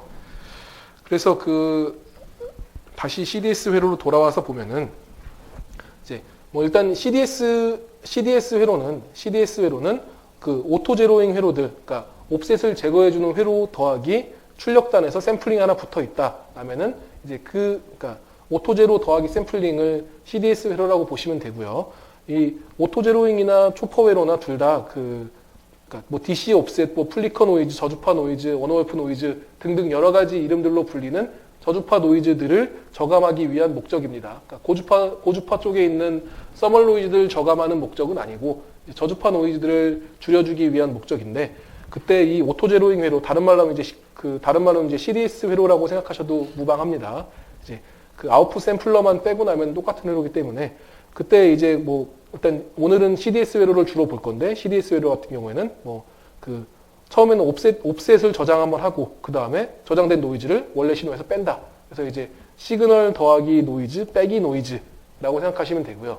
그때 여기 두 개의 노이즈가 동일하면은, 즉 이제 느린 노이즈들은 제거가 된다라고 하는, 그때 이제 이렇게 해서 저주파 노이즈를 많이 저감할 수가 있는데, 그러니까 그때 그 문제점은 우선은 이제 스위칭 자체로 인한 클럭 피드스루 및 차지 인젝션으로 인한 문제가 있고, 그 다음에 노이즈 폴딩으로 인해 가지고 고주파 쪽에 있는 서멀 노이즈가 저주파로 폴딩돼서 들어오는 현상들이 이제 존재하게 됩니다. 그래서 여기 이 노이즈 PSD를 한번 보시면은 이게 원래 노이즈였다고 치면 지금 저주파 쪽에 플리커 노이즈가 도미넌트하고 고주파 쪽에 이렇게 화이트 노이즈가 있으면은 이 저주파 쪽의 노이즈가 저감이 됩니다. 원래는 이제 의도한 바는 이렇게 있으면은 여기를 줄여가지고 이렇게 만들어주는 게 목적이죠. 근데 저주파 쪽이 약간 고주파 쪽에 있는 노이즈가 샘플링으로 인해서 폴딩돼서 들어와가지고 저주파 쪽이 이렇게 만들어져서 이제 이런 모습의 그냥 개념적으로는 이렇게 저주파 쪽에 노이즈 폴딩으로 인한 약간의 부작용이 있게 됩니다. 그래서 노이즈가 샘플링되는 곳에 여기 노이즈 폴딩되는 곳은 이게 KT 오버 C 노이즈로 결정이 되기 때문에 이 캐패시턴스 값 자체를 좀 키워줄 필요가 있고요. 여기에서도 여러 가지 트레이드 오프들이 좀 존재하게 됩니다. 초퍼 얘기들은 이제 내일 다시 설명을 드리도록 하고요. 그래서 그 오토 제로잉을 좀 살펴보면은, 오토 제로잉을 하고 나서 그 뒤에 아웃풋 단에다가 그 샘플러나 추가로 붙여주면은 그게 이제 CDS라고 보시면 되고, 그 오토 제로잉 크게는 두 가지 방법으로 수행이 되는데, 이제 그 아웃풋 그러니까 노이즈를 입력단 쪽에다가 저장을 할 것이냐, 혹은 출력단 쪽에다 저장을 할 것이냐에 따라 가지고, 그러니까 노이즈를 이제 그 인풋 옵셋 캔슬레이션을 하는 경우들도 있고, 혹은 이제 아웃풋 옵셋 캔슬레이션을 하는 경우들도 있습니다. 우선은 여기서 일반적인 이런 OPM프를 일반적인 OPM프 혹은 그냥 OPM프라고 칩시다. 이 OPM프를 이제 어떤 그 인풋 레퍼드 노이즈, 그러니까 그 노이즈 혹은 뭐 VN 혹은 뭐 VOS 노이즈 더하기 이런 모델로 이제 생각을 할 거고요. 그러니까 여기 이 OPM프 전체에서 발생하는 노이즈들을 다 인풋 쪽에 몰아가지고 인풋 레퍼드로 환산해서 본다라고 생각하시고, 그러니까 여기 지금 이 그림에서도 이 OPM프들은 다 아이디어한 OPM프입니다. 아이디어한 OPM프하고 입력 쪽에 노이즈 성분들이 있다라고 생각을 하시면 되고요. 이때 이제 크게는 여기 이 스위치들이 그 두 가지 그 위에 쪽하고 아래쪽 두 가지 페이지로 페이지 1과 페이지 2로 움직이게 됩니다. 페이지 1에서는 옵셋을 샘플링을 하게 되는데, 이제 일단 이 OPM프들은 일단은 무한대의 게인을 가지고, 그리고 이제 아이디어는 OPM프다라고 가정을 하고요. 그래서 일단 파이나이트 게인 에러를 생각하지 않으면은 우선은 처음에는 이제 S2는 이쪽에 묶여 있고 S1도 닫혀 있습니다. 그러면은 입력으로 Vin이 들어오면 여기가 지금 Vin이고요.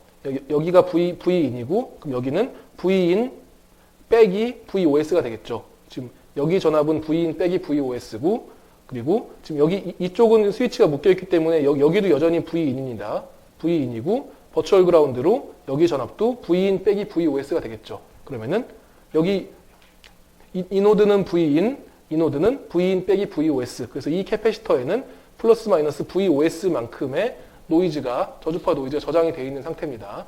그 상태에서 이제 그 두 번째 페이지에서는 이 스위치가 열리고 이 스위치도 열립니다. 그러니까 이 스위치도 이쪽으로 붙고 얘도 열리고, 그래서 스위치가 여기 붙고 여기 스위치 열리게 되면은 이제 여기는 만약에 여기 이쪽에는 이제 뭐 그라운드든 뭐 VRF가 들어오고 여기 Vin이 들어오면은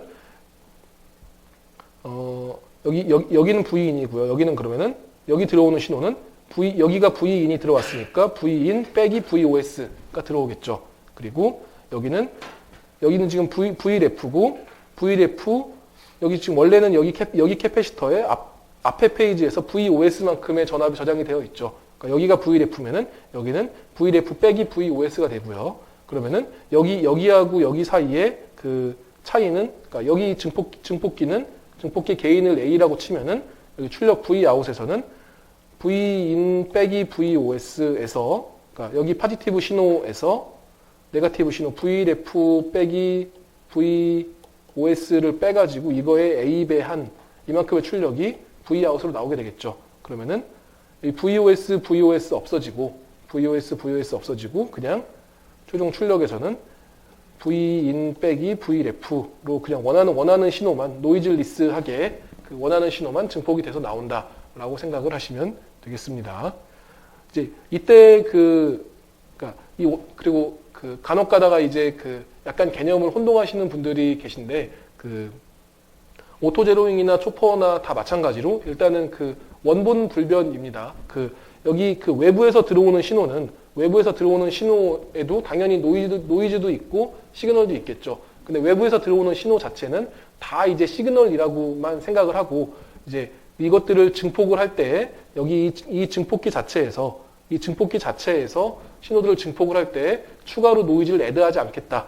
그러니까 여기에서 이 그러니까 오토 제로잉이나 CDS에서 제거하려고 하는 노이즈는 추가로 애드되는 노이즈가 없이 증폭하겠다라는 의미입니다. 그러니까 원본 신호에 시그널도 있고 노이즈도 있는데 이 중에서 노이즈를 추출해서 제거하고 싶다라는 의도가 아니고, 추가로 여기서 한 단 더 추가돼가지고, 그러니까 원래 신호를 증폭하고자 할 때 그때 노이즈 없이 증폭하겠다라고 하는 의도일까요? 그런 의도고요.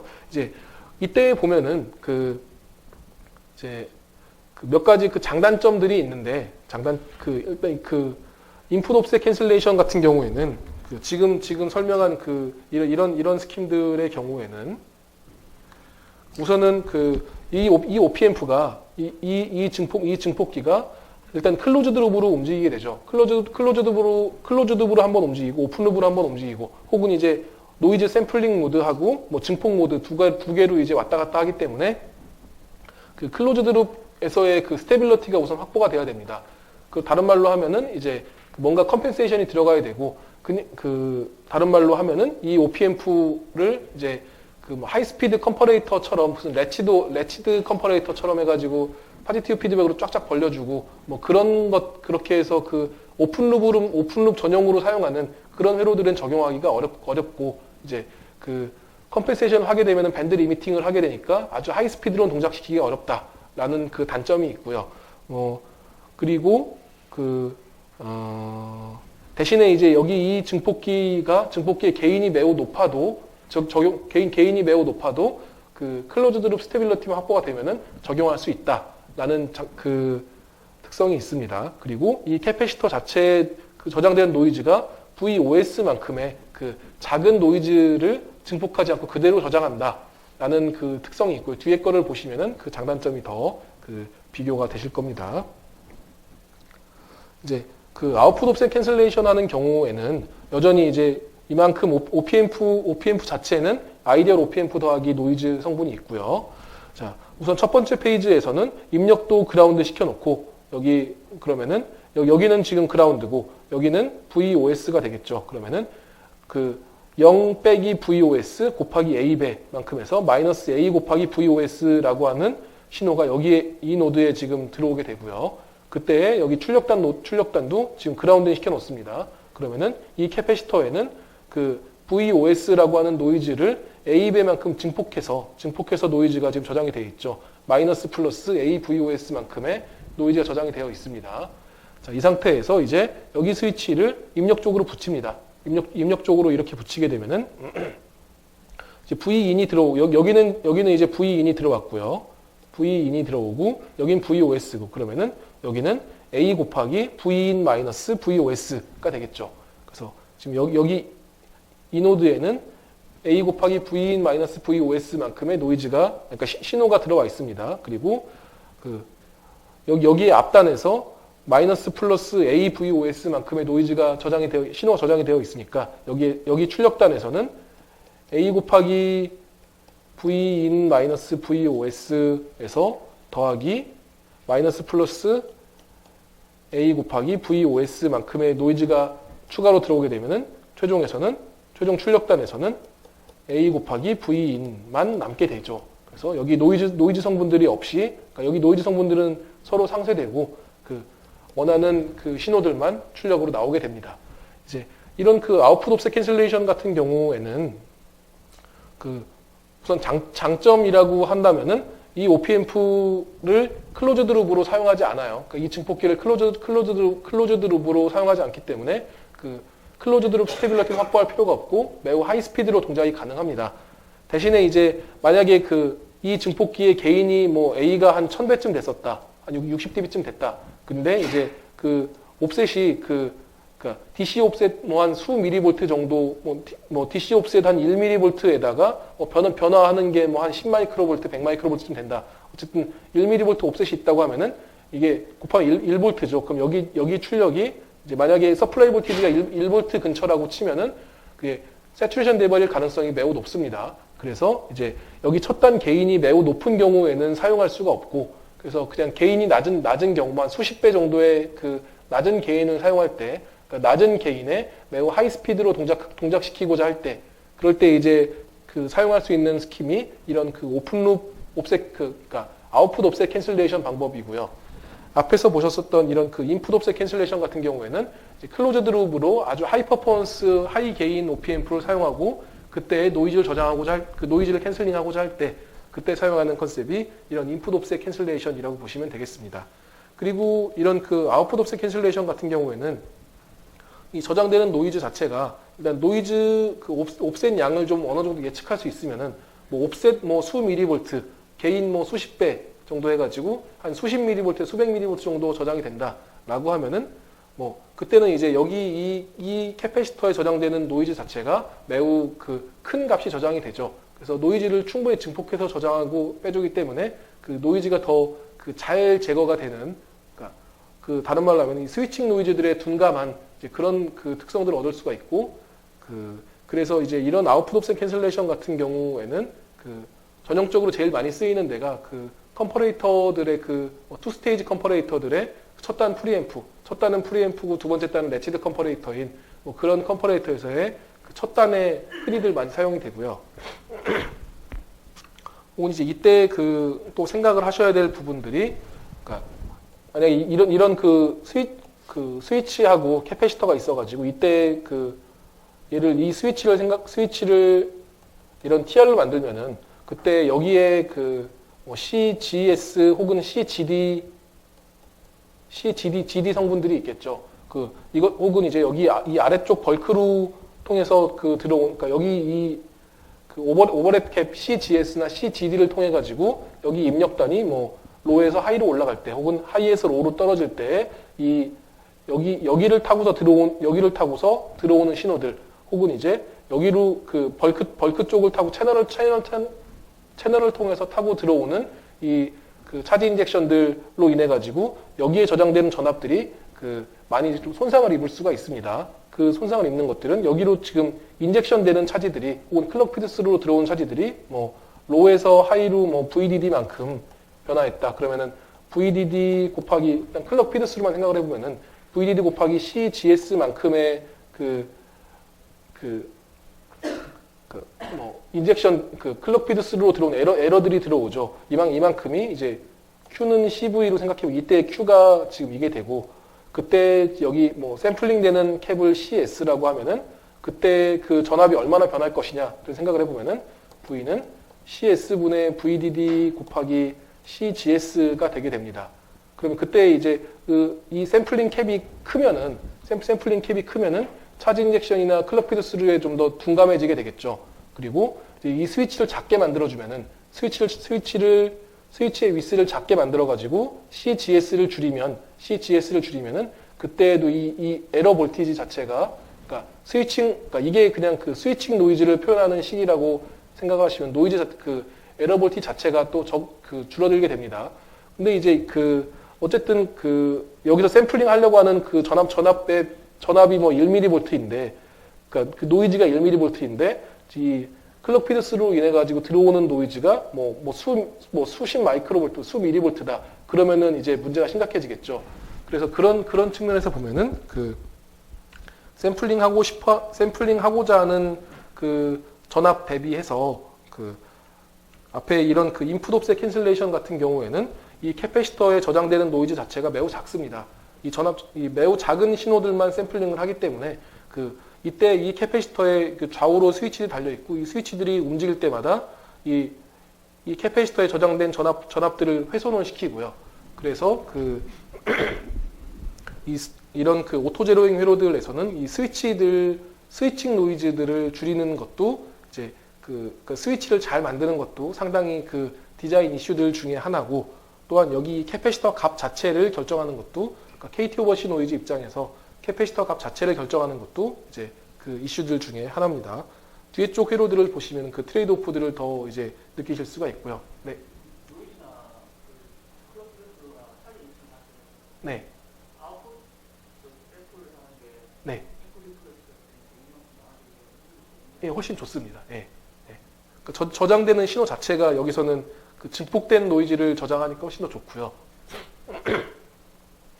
근데 이제 어쩔 수 없이 인풋 노이즈 캔슬링을 써야 되는 경우들도 있고, 혹은 이제 그게 더 회로가 간단해지는 경우들도 있기 때문에 인풋 혹은 그러니까 오픈 룹으로 사용하는 경우들도 있고, 인풋을 사용하는 경우도 있고, 그러니까 여기 이 증폭기 게인 자체를 굉장히 높게 사용해야 되는 경우들이 그러니까 파이나이트 게인 에러를 줄이기 위해서 굉장히 높은 게인들을 사용해야 되는 경우들이 있고요. 이제 그런 경우에는 이런 아웃풋 옵셋 캔슬레이션을 사용하기가 어렵고, 노이즈 특성 측면에서 말씀하신 대로 아웃풋 캔슬링이 더 좋습니다.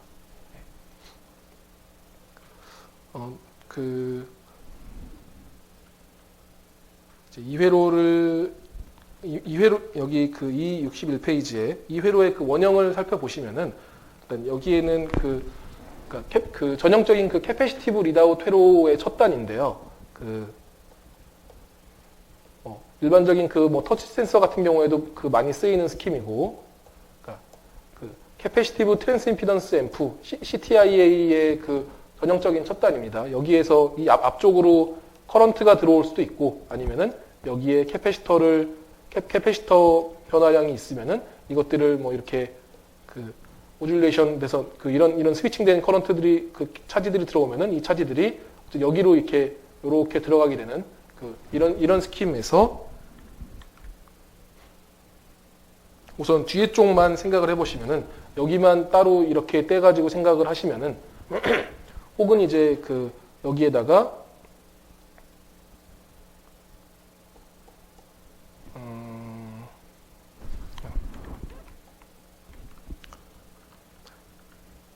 스위치를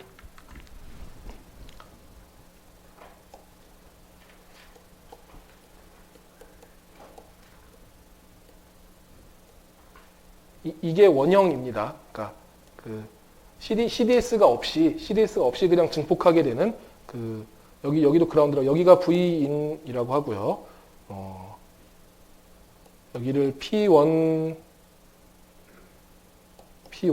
뭐 P2 페이지라고 하면은 이제 여기를 CF 여기를 C인이라고 하면은 이게 이제 그 CDS가 적용되지 않았을 때 여기 그 입력 전압을 출력 전압으로 그 증폭시켜주는 그냥 그 CF 개인이 Vout은 CF분의 C인 곱하기 V인으로 나오는 그런 전형적인 개인 스테이지인데 이 개인 스테이지에서 여기 이 OP앰프의 그 입력 쪽에 붙어 있는 그 인풋 VOS가 출력에서 고스란히 나오게 되죠. 이제 여기에서 이게 그 지금 2회로는 그냥 해석을 해보시면 되고요. 이게 전형적으로 많이 사용되는 캐패시티브 게인 스테이지의 표현이고요. 이제 여기 2회로에서 지금 여기에다가 스위치를 두 개를 추가를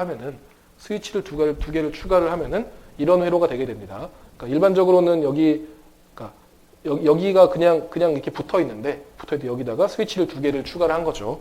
스위치 두 개만 추가했을 뿐인데 이제 첫 번째 페이지에서 생각을 해보시면은, 그러니까 여기 페이지 1에서는 여기 P1이라고 붙어 있는 스위치들이 닫힌다. 그리고 페이지 2에서는 P2가 닫힌다라고 보시면 됩니다.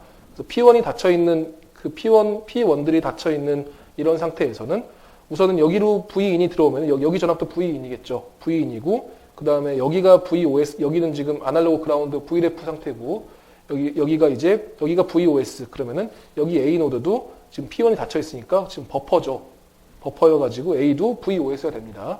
그리고 여기는 그라운드고 그러면은 여기 캐패시터에는 플러스 마이너스 VOS가 잡혀 있게 되고요. 여기 이 C2에는 플러스 마이너스 VOS가 저장이 돼 있고 여기 C1에는 여기는 지금 VOS고 여기는 V인 해서 C1에는 V인 빼기 VOS가 저장이 돼 있습니다. 자, 그 상태에서 이제 P1 열리고 얘 열리고 P2가 닫힙니다.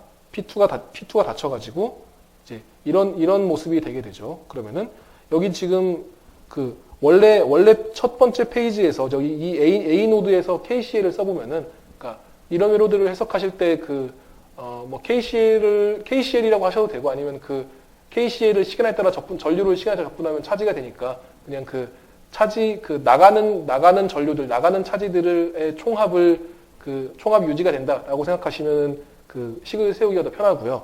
이 A 노드에서 차지 컨서베이션을 생각을 해보면은 여기 A 노드는 지금 VOS 여기 이 노드에서 그 VOS 빼기 V인 곱하기 C1이죠. 그 C1에 저장된 차지는 그러니까 Q는 CV로 생각을 할 거고요.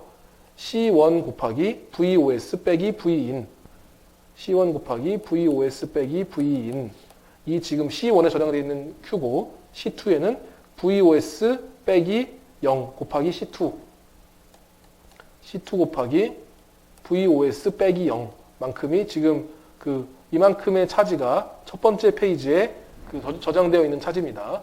그게 지금 여기 여기 이 식이고요.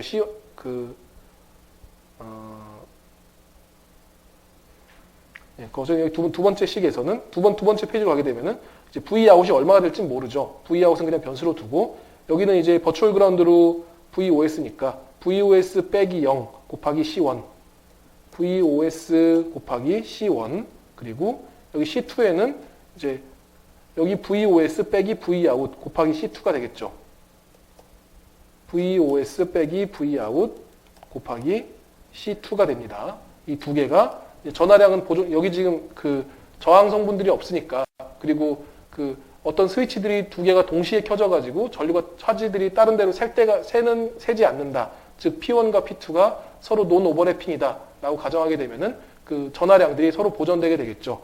그렇게 되면은 그때 이제 그 이 식을 풀어보면은 C1 곱하기 VOS 없어지고요. C1 이 식을 써보면은 C1 VOS 빼기 C1 Vin 더하기 C2 VOS가 C1 VOS 더하기 C2 VOS 마이너스 C2 곱하기 Vout이 되겠죠. 그럼 C1 VOS 없어지고 C2 VOS 없어지고 Vout은 C2분의 C1 곱하기 Vin 풀어보면은 Vout은 C2분의 C1 곱하기 Vin으로 나오게 됩니다. 그쵸? 그래서 이제 이런 식으로 나오게 되면은 여기 피드백 캡 분의 입력 캡으로 그 개인이 결정이 되고 그 다음에 노이즈리스하게 노이즈 텀들은 하나도 들어오지 않게 되겠죠. 이제 이렇게 돼서 그 기존의 컨벤셔널한 회로에 비해서 이제 그 사이드 측면에서 크게 큰 부담은 없습니다. 여기에 그냥 기존 회로에 비해서 스위치 두 개만 추가됐고 스위치 두 개가 추가되니까 저주파 노이즈들이 싹 제거가 되는 것들을 보실 수가 있죠. 근데 이제 이때 그 몇 가지 좀 문제들이 있는데요. 우선은 이제 그 가정하기를 여기 버퍼 모드에서 여기가 VOS면은 여기도 VOS로 가정하고 있죠. 이렇게 가정하고 있는 거는 이 OP앰프의 게인이 무한대다라고 가정하고 있는 건데 실제로는 그 파이나이트 게인 에러로 인해 가지고 여기 마이너스 플러스 이렇게 버퍼링 돼 있으면 여기가 만약에 Vin이면은 Vout은 이 OP앰프의 게인 오픈룹 게인이 A라고 하면은 1 플러스 A분의 A배만큼으로 줄어들게 되죠. 에러가 생기죠. 그러면은 그 1 플러스 A분의 A만큼으로 그 신호가 줄어들기 때문에 항상 그러니까 만약에 오픈룹 게인이 뭐 100이었다. 그럼 101분의 100이 되고 이제 오픈룹 게인 1000이었다라면 1001분의 1000 정도로 해서 이때나 1% 정도, 이때 0.1% 정도의 그 오차들이 발생하게 됩니다. 그래서 그러니까 그 원래 노이즈가 1이었다. 그럼 그 중에서 그 0.9는 만약에 한 40dB 정도 되면은 원래 노이즈 1 중에서 0.9는 제거가 되는데 나머지 0.1이 제거가 안 되는 거죠. 그러니까 아이디어라고 생각하면은 그리고 거기에다가 이제 여기 이 캐패시터의 샘플링 그 페이지 1과 페이지 2를 왔다 갔다 하면서 샘플링으로 인해 가지고 KT 오버 C 노이즈가 들어오고 그러니까 지금 이 C2에 VOS가 저장이 되고 이 C2가 노이즈를 저장하는 역할을 하는데 그때 그 게인이 C2분의 C1으로 결정이 되죠. 그러니까 이 C2가 줄어들면은 그러니까 노이즈는 KT 오버 C인데 C2가 줄어들면 노이즈가 커져요. 그렇죠? 그러니까 그 C2를 줄이면은 노이즈가 증가하고 대신에 이제 C2가 줄어들면 게인도 증가합니다. 게인도 증가하고 그래서 그 SNR 측면에서 보면은 그러니까 그 노이즈 게인을 높이자고 해서 C2를 키워주면은 그러니까 그 C2분의 C1 입장에서 봤을 때 그 게인을 키우고 싶다. 그러면은 C2를 유지한 상태에서 C1을 키운다. 이런 면적이 커지는 거죠. 그리고 C1을 유지한 상태에서 C2를 줄인다. 그래도 이제 게인은 유지가 되는데 C2를 줄이게 되면 노이즈가 올라간다. 노이즈 폴딩이 심해진다. 그래서 이제 그런 측면에서 노이즈, 이렇게 스위치 두 개를 추가를 하게 되면은 그 CDS로 인해서 그 저주파 노이즈가 저감되는 효과는 분명히 있는데 그게 생각하는 것만큼 그렇게 드라마틱하게 노이즈가 확 줄진 않고 오후에 실습을 해보시면 알겠지만 한 뭐 한 반 정도는 쉽게 줄일 수 있고요. 그러니까 그 한 비트, 사실 뭐 스위치 2개 추가해가지고 SNR, 그러니까 그 한 비트 더 얻으면은 뭐 그것만 해도 이제 충분히 할 만한 일인데, 이제 뭐 한 두세 비트 이상 뭐 노이즈를 뭐 10분의 1 이하로 이렇게 뭐 20dB, 40dB 그렇게 줄이고자 하면은 이제 이것저것 많이 머리를 굴려야 되는 트레이드오프가 이제 그 이곳 곳곳에 존재하는 그 게인과 노이즈 상에서 여러 가지 트레이드오프가 존재하게 됩니다. 어쨌든 이제 그 이런 스킴, 이 스킴이 그 전형적인 그 캐패시티브 인터페이스 회로에서, 그러니까 차지 앰프에서 가장 흔하게 사용되는 CDS 스킴들 중에 하나고요. 그 앞에서 말씀드린 이 두 가지 분류로 따르자면은 그 노이즈가 VOS만큼의 노이즈가 저장이 되는 그 인풋 옵셋 캔슬레이션 되는 그런 형태의 그 예라고 보시면 되겠습니다. 그 캐패시티브 인터페이스 회로들에서도 많이 사용되고, 아니면 뭐 터치 센서의 그 컬럼 앰프들에서도 많이 사용되고, 뭐 그런 스킴들이고요. 굉장히 오래된 스킴인데, 한 30년 넘은 굉장히 오래된 스킴인데, 여전히 이제 저도 굉장히 즐겨 쓰는 스킴이고, 여러 군데에서 많이 사용되고 있는 스킴이 되겠습니다. 여기서 이제 이런 파이나이트 게인 에러로 인해 가지고 게인이 무한대가 아니기 때문에 약간의 레지듀얼 옵셋들이 좀 남게 되고요. 레지듀얼 노이즈들이 남게 되고, 이거를 제거하기 위해 가지고 추가로 사용되는 스킴들이 이제 좀 스위치도 많이 늘어나고 부담이 좀 커지긴 하지만, 이제 여기 위에 쪽 여기를 보시면은 여기 C1 대 C2로 증폭을 할 때 C2 뒤에 CDS용 스위치 두 개가 추가되는 이 부분은 앞에 회로하고 동일합니다.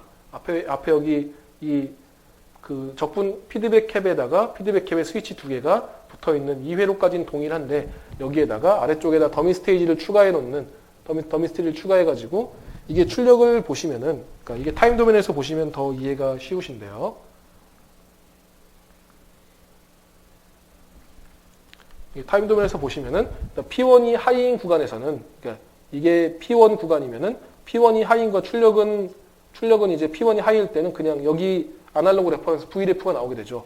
VREF가 나오다가 P1이 증폭하는 페이지로 왔을 때 증폭이 되고, 그 다음에 또 증폭이 되고, 이런 식의 모습이 됩니다. 그래서 여기, 그러니까 레퍼런스로 왔다가 증폭되는 모드로 갔다가, 레퍼런스로 왔다가 증폭되는 모드로 갔다가, 이렇게 하면서 이제 이런 구간에서 매우 하이 슬루 레이시 필요하게 되고요. 한 주기 내에서 동작을 다 끝내야 되기 때문에 여기 주파수를 높이게 되면은 뭐 OPMP의 게인이 크다라고, 사실 이제 게인이 크면 슬루 레이트 높기 마련이긴 한데, 그게 또 꼭 그런 건 아니어가지고 아웃풋 커런트가 높다라고 하는 게 더 슬루 레이트의 정확한 표현이긴 한데, 어쨌든 일반적으로 그냥 게인이 높으면은 더 빠르게 세틀링이 갈 테니까요. 게인이 높다, 혹은 이제 하이 슬루 레이시다라고 하면은 이제 이럴 때 여기가 충분히 못 따라가고 천천히 따라가게 되면은 이때 이만큼 에러가 생기겠죠. 그 에러들을 보상하기 위해서 아래쪽에 더미 스테이지를 한번 두는 겁니다. 똑같은 에러인데 위에 쪽하고 반대 페이지로 위에 쪽으로 P1, P2로 움직이면 여기는 P2, P1, P2, P1으로 움직이게 돼서 이때 여기 OPMP의 출력만 생각을 해보시면은, 이때는 이제 그러니까 P1 구간이 이렇게 움직이면은, 이게 P1이라고 하면요. 여기 이 구간에서는 노이지 하다가 이 구간에서는 깨끗한 신호, 그 다음에 이 구간에서는 뭐 노이지한 신호가 나오고 깨끗한 신호가 나오고, 뭐 이 구간에서는 또 노이지한 신호가 나오고 여기서는 깨끗한 신호가 나오고, 그리고 이때에 여기를 P2라고 나와야겠네요. P2라고 놓고 이제 P1 구간이 증폭 구간이면은 이 깨끗한 신호일 때만 신호를 출력으로 내보내주는 이제 이런 모습이 되겠습니다. 그래서 앞에 회로에서 더미 스테이지로, 그러니까 여기 출력이 이제 이렇게 움직이는 게 아니고, 여기를 이제 중간에는 옵셋 컴펜세이션 안 하고서 그냥 똑같은 값을 유사한 DC 오퍼레이팅 포인트를 유지하도록, 그래서 여기에서 빠르게 다시 노이즈 캔슬링 된 값으로 다가가도록 해주는 회로가 이제 이런 회로가 되겠고요. 사실 이제 이 회로는 많이 사용되긴 하는데, 그 어레이 타입으로 그 뭐 컬럼앤프처럼 이제 그 뭐 한 수백 개, 수천 개들이 연달아서 쭉 붙는 경우에는 좀 사용하기가 그 부담되는 스킴이긴 하고요. 여기 이 캐패시터들이 더미 캡이 똑같은 게 들어가야 되고 스위치도 4배가 스위치도 4개가 더 추가가 되기 때문에 그래서 뭐 한두 채널, 서너 채널 정도 그렇게 그러니까 센싱해야 되는 채널 수가 많지 않은 경우에 많지 않고 그때 앞에 스킴, 이 스킴에서 전체 노이즈가 10이었으면 10 중에 한 9 정도는 이런 일반적인 CDS로 제거를 하고 그 나머지 1마저 제거를 하고 싶다라고 할 때 이제 사용되는 스킴이라고 생각하시면 대충 그 느낌상으로는 맞을 듯 합니다. 뭐 여기 타임 시프티드 CDS는 뭐 이건 뭐 넘어가도록 하고요. 그리고 이제 그 간단한 예시로 그러니까 TFT 뭐 엑스레이 디텍터 뭐 그런 용도로 사용되는 그런 그 영상 소자들 뭐 CIS에서는 사실 요즘에는 그 인셀로 그 CDS를 하기 때문에 그 포티셀들로 그 셀 내에서 CDS를 수행하기 때문에 이거랑 약간 다르긴 한데 이제 이 스킴들은 좀 그 사이즈가 큰 것들 TFT 기반의 센서들 그러니까 이만한 엑스레이 패널이라든지 뭐 디지털 엑스레이 뭐 그런 용도로 이제 흔히들 많이 사용되는 이제 그런 그 회로들이라고 보시면 되고요. 이 회로들에서 이제 한 채널만 뜯어가지고 생각하면은 이제 이런 모습들을 보실 수가 있습니다. 이때 이 슬라이드를 가지고 온 이유는 이제 CDS하고 그러니까 코릴레이트 더블 샘플링하고 이제 싱글 샘플링 그리고 이제 언코릴레이트 더블 샘플링 여기 여기 CDS, SS, UCDS 이 세 개 스킴들을 이제 비교를 해보기 위해서 가져온 거고요. 그러니까 일단 그 싱글 샘플링이라고 하는 거는 신호만 샘플링을 하겠다. 그 노이즈는 따로 샘플링하지 않고 그냥 레퍼런스 전압을 그대로 쓰겠다라고 하는 게 싱글 샘플링의 의미고요. 이 CDS랑 UCDS는 둘 다 더블 샘플링입니다. 더블 샘플링인데 그때 노이즈를 중간에 이제 노이즈를 리셋하지 않아가지고 노이즈를 샘플링할 때랑 시그널 샘플링할 때랑 그 두 개의 노이즈가 서로 코릴레이트 되어 있다라고 하는 게 이제 CDS고 중간에 이제 그 노이즈를 샘플링할 때에 샘플링된 노이즈하고 시그널 더하기 노이즈를 샘플링하는 페이지에서의 노이즈하고가 서로 그 중간 리셋을 한번 해가지고 그 두 개가 서로 다른 그러니까 노이즈가 서로 적분이 되니까요. 그 적분기를 통해서 그 노이즈를 샘플링 커런트 노이즈를 적분을 할 때 그 적분의 초기 값을 리셋 시켜줘가지고 두 개가 서로 다른 노이즈로 만들어주는 것들 그 경우가 이제 UCDS라고 생각을 하시면은 그러니까 이외로는 그러니까 포토다이오드에서 커런트가 나오면은 이거를 이렇게 그러니까 피드백 캡에다 적분하는 형태로 생각하시면 됩니다.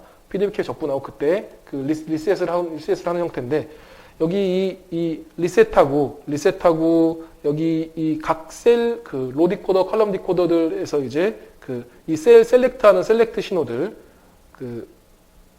셀렉트 신호하고 그 다음에 S1, S2 이렇게 이 네 개의 타이밍을 생각을 하시면 되고요. 이제 CDS의 경우에는 처음에 이 리셋을 한번 리셋을 닫았다가 다시 엽니다. 그래가지고 처음에 리셋을 한번 하고요. 처음에 리셋되고 여전히 이제 TFT는 꺼져 있는 상태, 여기 이 셀은 끊어져 있는 상태입니다. 그래서 이 셀에서 이 커런트를 볼티지로 바꿔주는 트랜스 임피던스 앰프인데 전형적인 TIA 회로입니다. 전형적인 TIA 회로인데 여기 이 커런트를 샘플링, 그러니까 이 커런트는 그러니까 이 TFT 셀은 아직은 이제 켜져 있지 않은 상태고요. 켜져 있지 않은 상태고 이때 여기로 그 커런트 노이즈들이 있겠죠. 리키지 커런트도 있고 여기 게이트 쪽으로 흘러 들어가는 리키지 커런트도 있고 등등등 이제 여러 가지 커런트 노이즈도 있으면은 그것들을 이제 적분을 합니다. 적분을 해가지고 그 신호를 우선은 S1을 한번 닫아가지고 S1 구간 동안에 이 노이즈 커런트를 적분해가지고 여기 CS에다가 저장을 하죠. 그래서 S1 구간 동안에 저장을 하고 그 다음에 이제 S1을 열고요. 그 상태에서 리셋은 하지 않고 계속 노이즈는 계속 적분하고 있는 상태에서 이 TFT를 셀렉트를 합니다. 해가지고 여기 커런트에 따라 가지고 여기 이 포토다이오드 커런트를 피드백 캡에 적분을 하고요. 그래서 그 신호를 S2에서 신호를 받아들이죠. 그래서 이 두 개를 뺍니다. 그러니까 이거는 그 아웃풋 옵셋 캔슬레이션이라고 생각하시면 되는데 그 여기에는 시그널 더하기 노이즈가 들어와 있고 여기는 노이즈가 들어와 있고 두 개를 뺀다. 그 두 개를 이제 뒤쪽에 디퍼런스 앰프로 빼가지고 AD 컨버팅을 한다. 라고 하는 게 이제 이 스킴이 CDS라고 CDS 중에서 아웃풋 옵셋 캔슬레이션이라고 생각하시면 되고요.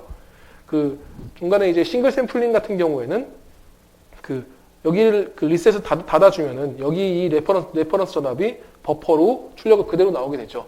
그러니까 이 커런트 노이즈를 적분해서 노이즈를 받아들이는 게 아니고 여기 레퍼런스 전압을 리셋된 구간 동안에 고스란히 받아들입니다.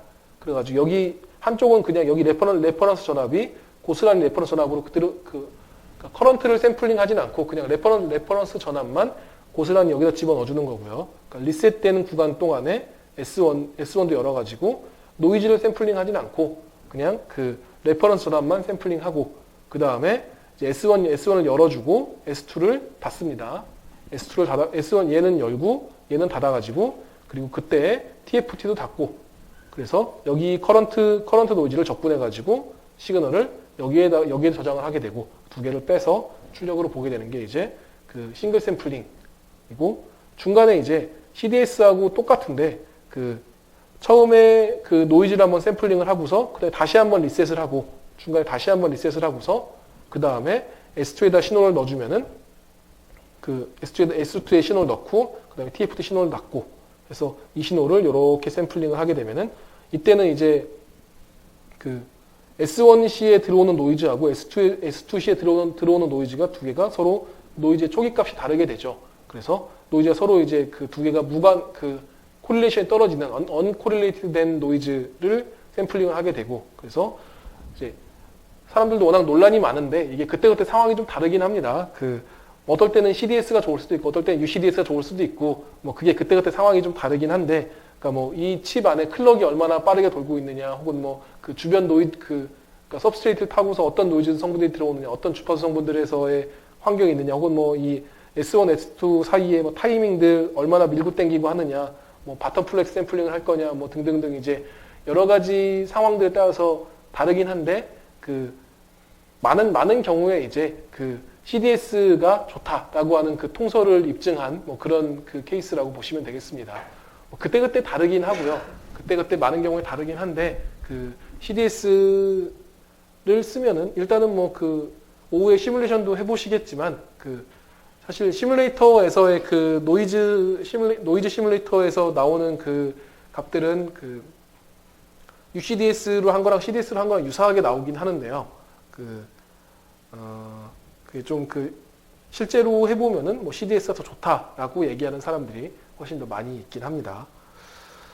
자, 뭐 뒤에 여기도 뭐 마찬가지 얘기고요. 그 앞에서의 이만큼만 뚝 떼가지고 입력으로 커런트가 들어오는 경우에 그 CTIA, 그러니까 캐패시티브 TIA들을 구현하는 경우에 그 전형적인 그 CTIA에서의 모습이고 CDS가 없을 때는 출력에 옵셋이 VOS가 그대로 보인다. 그런데 이거를 이제 그 CTIA에서 앞에 여기 이 스위치 두 개를 추가를 하게 되면은 그 노이즈들을 제거할 수 있다. 근데 그때 이제 그 앞서 말씀드린 것처럼 이 노이즈가 옵셋이 CF에 저장이 되기 때문에 이게 그 CF를 작게 쓰면은 게인은 커지지만 그 스위칭 노이즈가 증가한다. 그 스위칭 노이즈에 취약해지고 KTOC 노이즈도 증가한다. 라는 그 트레이드오프가 존재한다. 라는 부분이고요. 그래서 이제 그 면적의 부담이 좀 적은 경우에는, 그러니까 그 뭐 싱글 채널이나 뭐 세 채널, 여섯 채널 그런 정도 이제 한 칩 안에 한 수 채널 정도만 넣는 경우에는 이제 이런 그 여기 옵셋 홀딩 캡을 추가로 이제 그 CF하고 옵셋 홀딩 캡을 분리하는 경우들도 이제 종종 사용을 합니다. 이렇게 사용을 하게 되면은 뭐 P1 페이지에서는 여기 닫히고 여기 닫혀가지고 그때는 여기에 vref 더하기 VOS가 있으면은 여기도 vref 더하기 VOS고 여기도 vref에서 여기에 이제 이 CH에 VOS를 마이너스 플러스 VOS를 저장하게 되겠죠. 그리고 그때에는 CF는 다 닫아가지고 CF의 피드백 캡에는 아무것도 저장을 안 합니다. 그리고 그 상태에서 얘를 열고 얘를 그 P1 열고 P2를 닫아주면은 이런 모습이 되고 vref면은 여기는 vref 더하기 VOS 마이너스 플러스 VOS여가지고 여기가 그냥 vref가 되고요. 그래서 여기에서 커런트를 적분하게 되면은 원래는 그 기존에는 vref 더하기 VOS에서 적분이 시작이 됐는데 vref에서 적분이 시작이 돼가지고 출력에서는 VOS가 보이지 않게 된다라고 하는 이제 스킴이 되겠습니다. 이 경우에는 그 CF를 작게 써도 그 KT 오버시 노이즈로 인한 영향이 없고요. 그리고 그 옵셋 홀딩을 CH가 옵셋 홀딩을 해주기 때문에 그 노이즈를 더 줄일 수 있는데, 그러니까 보통은 이제 이렇게 되면은 그 보통 피드백 캡은 뭐 그 어제도 1피코쯤 썼었죠. 뭐 한 뭐 수백 펨토 정도로 수십 펨토에서 수백 펨토 정도로 좀 낮춰도 큰 영향이 없고요. 그때 이제 뭐 옵셋 홀딩 캡은 뭐 넉넉하게 10피코 뭐 이 정도 써줘도 이제 그 노이즈를 더 많이 줄일 수가 있게 됩니다.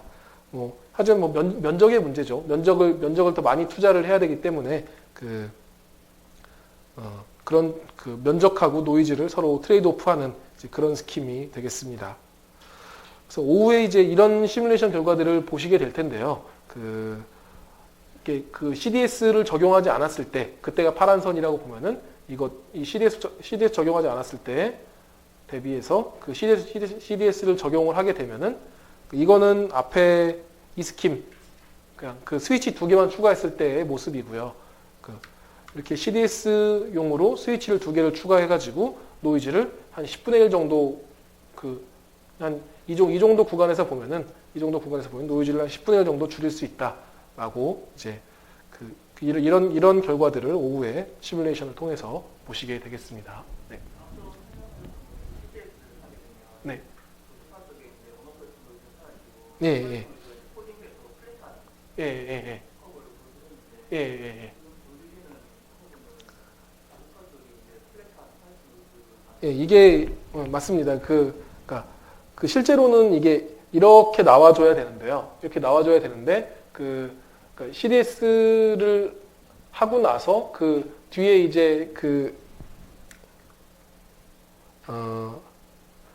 여기 이 OPM프의 그 출력단 쪽에서 대부분의 그 저주파 노이즈들은 제거가 되는데 제거되고 난 뒤에 여기 이 출력단 쪽에서 붙어 있는 그 TR들에서 나오는 그 원오웨프 노이즈들이 일부가 남아 있는 경우들이 있고요. 혹은 이제 여기 노이즈들이 바깥쪽으로 뭐 피드스루라고 해야 되는지 그것들이 좀 보이고, 혹은 이제 이 고주파 쪽에 이 고주파 쪽의 노이즈들이 항상 서멀 노이즈로 이렇게 판판하게 있는 건 아니고, 이것도 이제 서멀 노이즈도 이렇게 밴드 리밋이 되어 있고, 이것들이 저주파로 이렇게 폴딩돼서 들어와도 이게 실제로는 이제 그러니까 원래는 노이즈 피겨가 이렇게 단순하게 생각을 하는데, 실제로는 이런 식으로 그러니까 무한대 주파수까지 서멀 노이즈가 다 존재하는 게 아니고, 서멀 노이즈 자체도 이렇게 좀 어떤 밴드가 리밋되는 모습이 보이고요. 이것들 여기서 샘플링을 하면은 이거는 이렇게 제거가 되고 얘네가 폴딩돼 가지고 이렇게 들어오는 모습들이 또 보이기도 합니다. 여기 저주파 쪽에서 이 모습들은 어느 주파수까지 보느냐에 따라서 약간씩 모습이 좀 달라지긴 하는데요. 두 가지 요인들이 다 있는 것 같긴 한데, 노이즈 폴딩, 고주파 쪽에 있는 서멀 노이즈가 완전히 플랫하지 않다. 그래서 여기가 실제로는 아이디얼하게는 이런 모습이 돼야 될 텐데, 이것도 이제 약간 이런 모습을 보이고요. 그렇습니다. 일단 오후에 파형들을 좀 더 보시면서 이걸 지금 1미나까지는 봤는데, 이걸 더 높은 주파수까지 보면은 그때 상황이 좀 다르긴 해가지고 어떤 쪽이 도미넌트한지는 잘 모르겠는데 뭐 일단 여기 그 추측에 이쪽이 더 도미넌트한 그 고주파 쪽에서의 서멀 노이즈 리밋이 주파수 리밋 때문에 이런 모습이 보이지 않나 하는 추측이긴 합니다. 네, 그래서 이제 그 오후에는 그 PSS 시뮬레이션을 좀 일단 그 사용 방법을 좀 익히고 그 CDS를 이용한 그 캐패시티브 회로들의 그 노이즈 해석하는 기법들을 살펴보도록 하겠습니다. 또 질문 있으세요? 예, 그러면은 오후에 1시에 또 옆에 PC실에서 뵙도록 하겠습니다.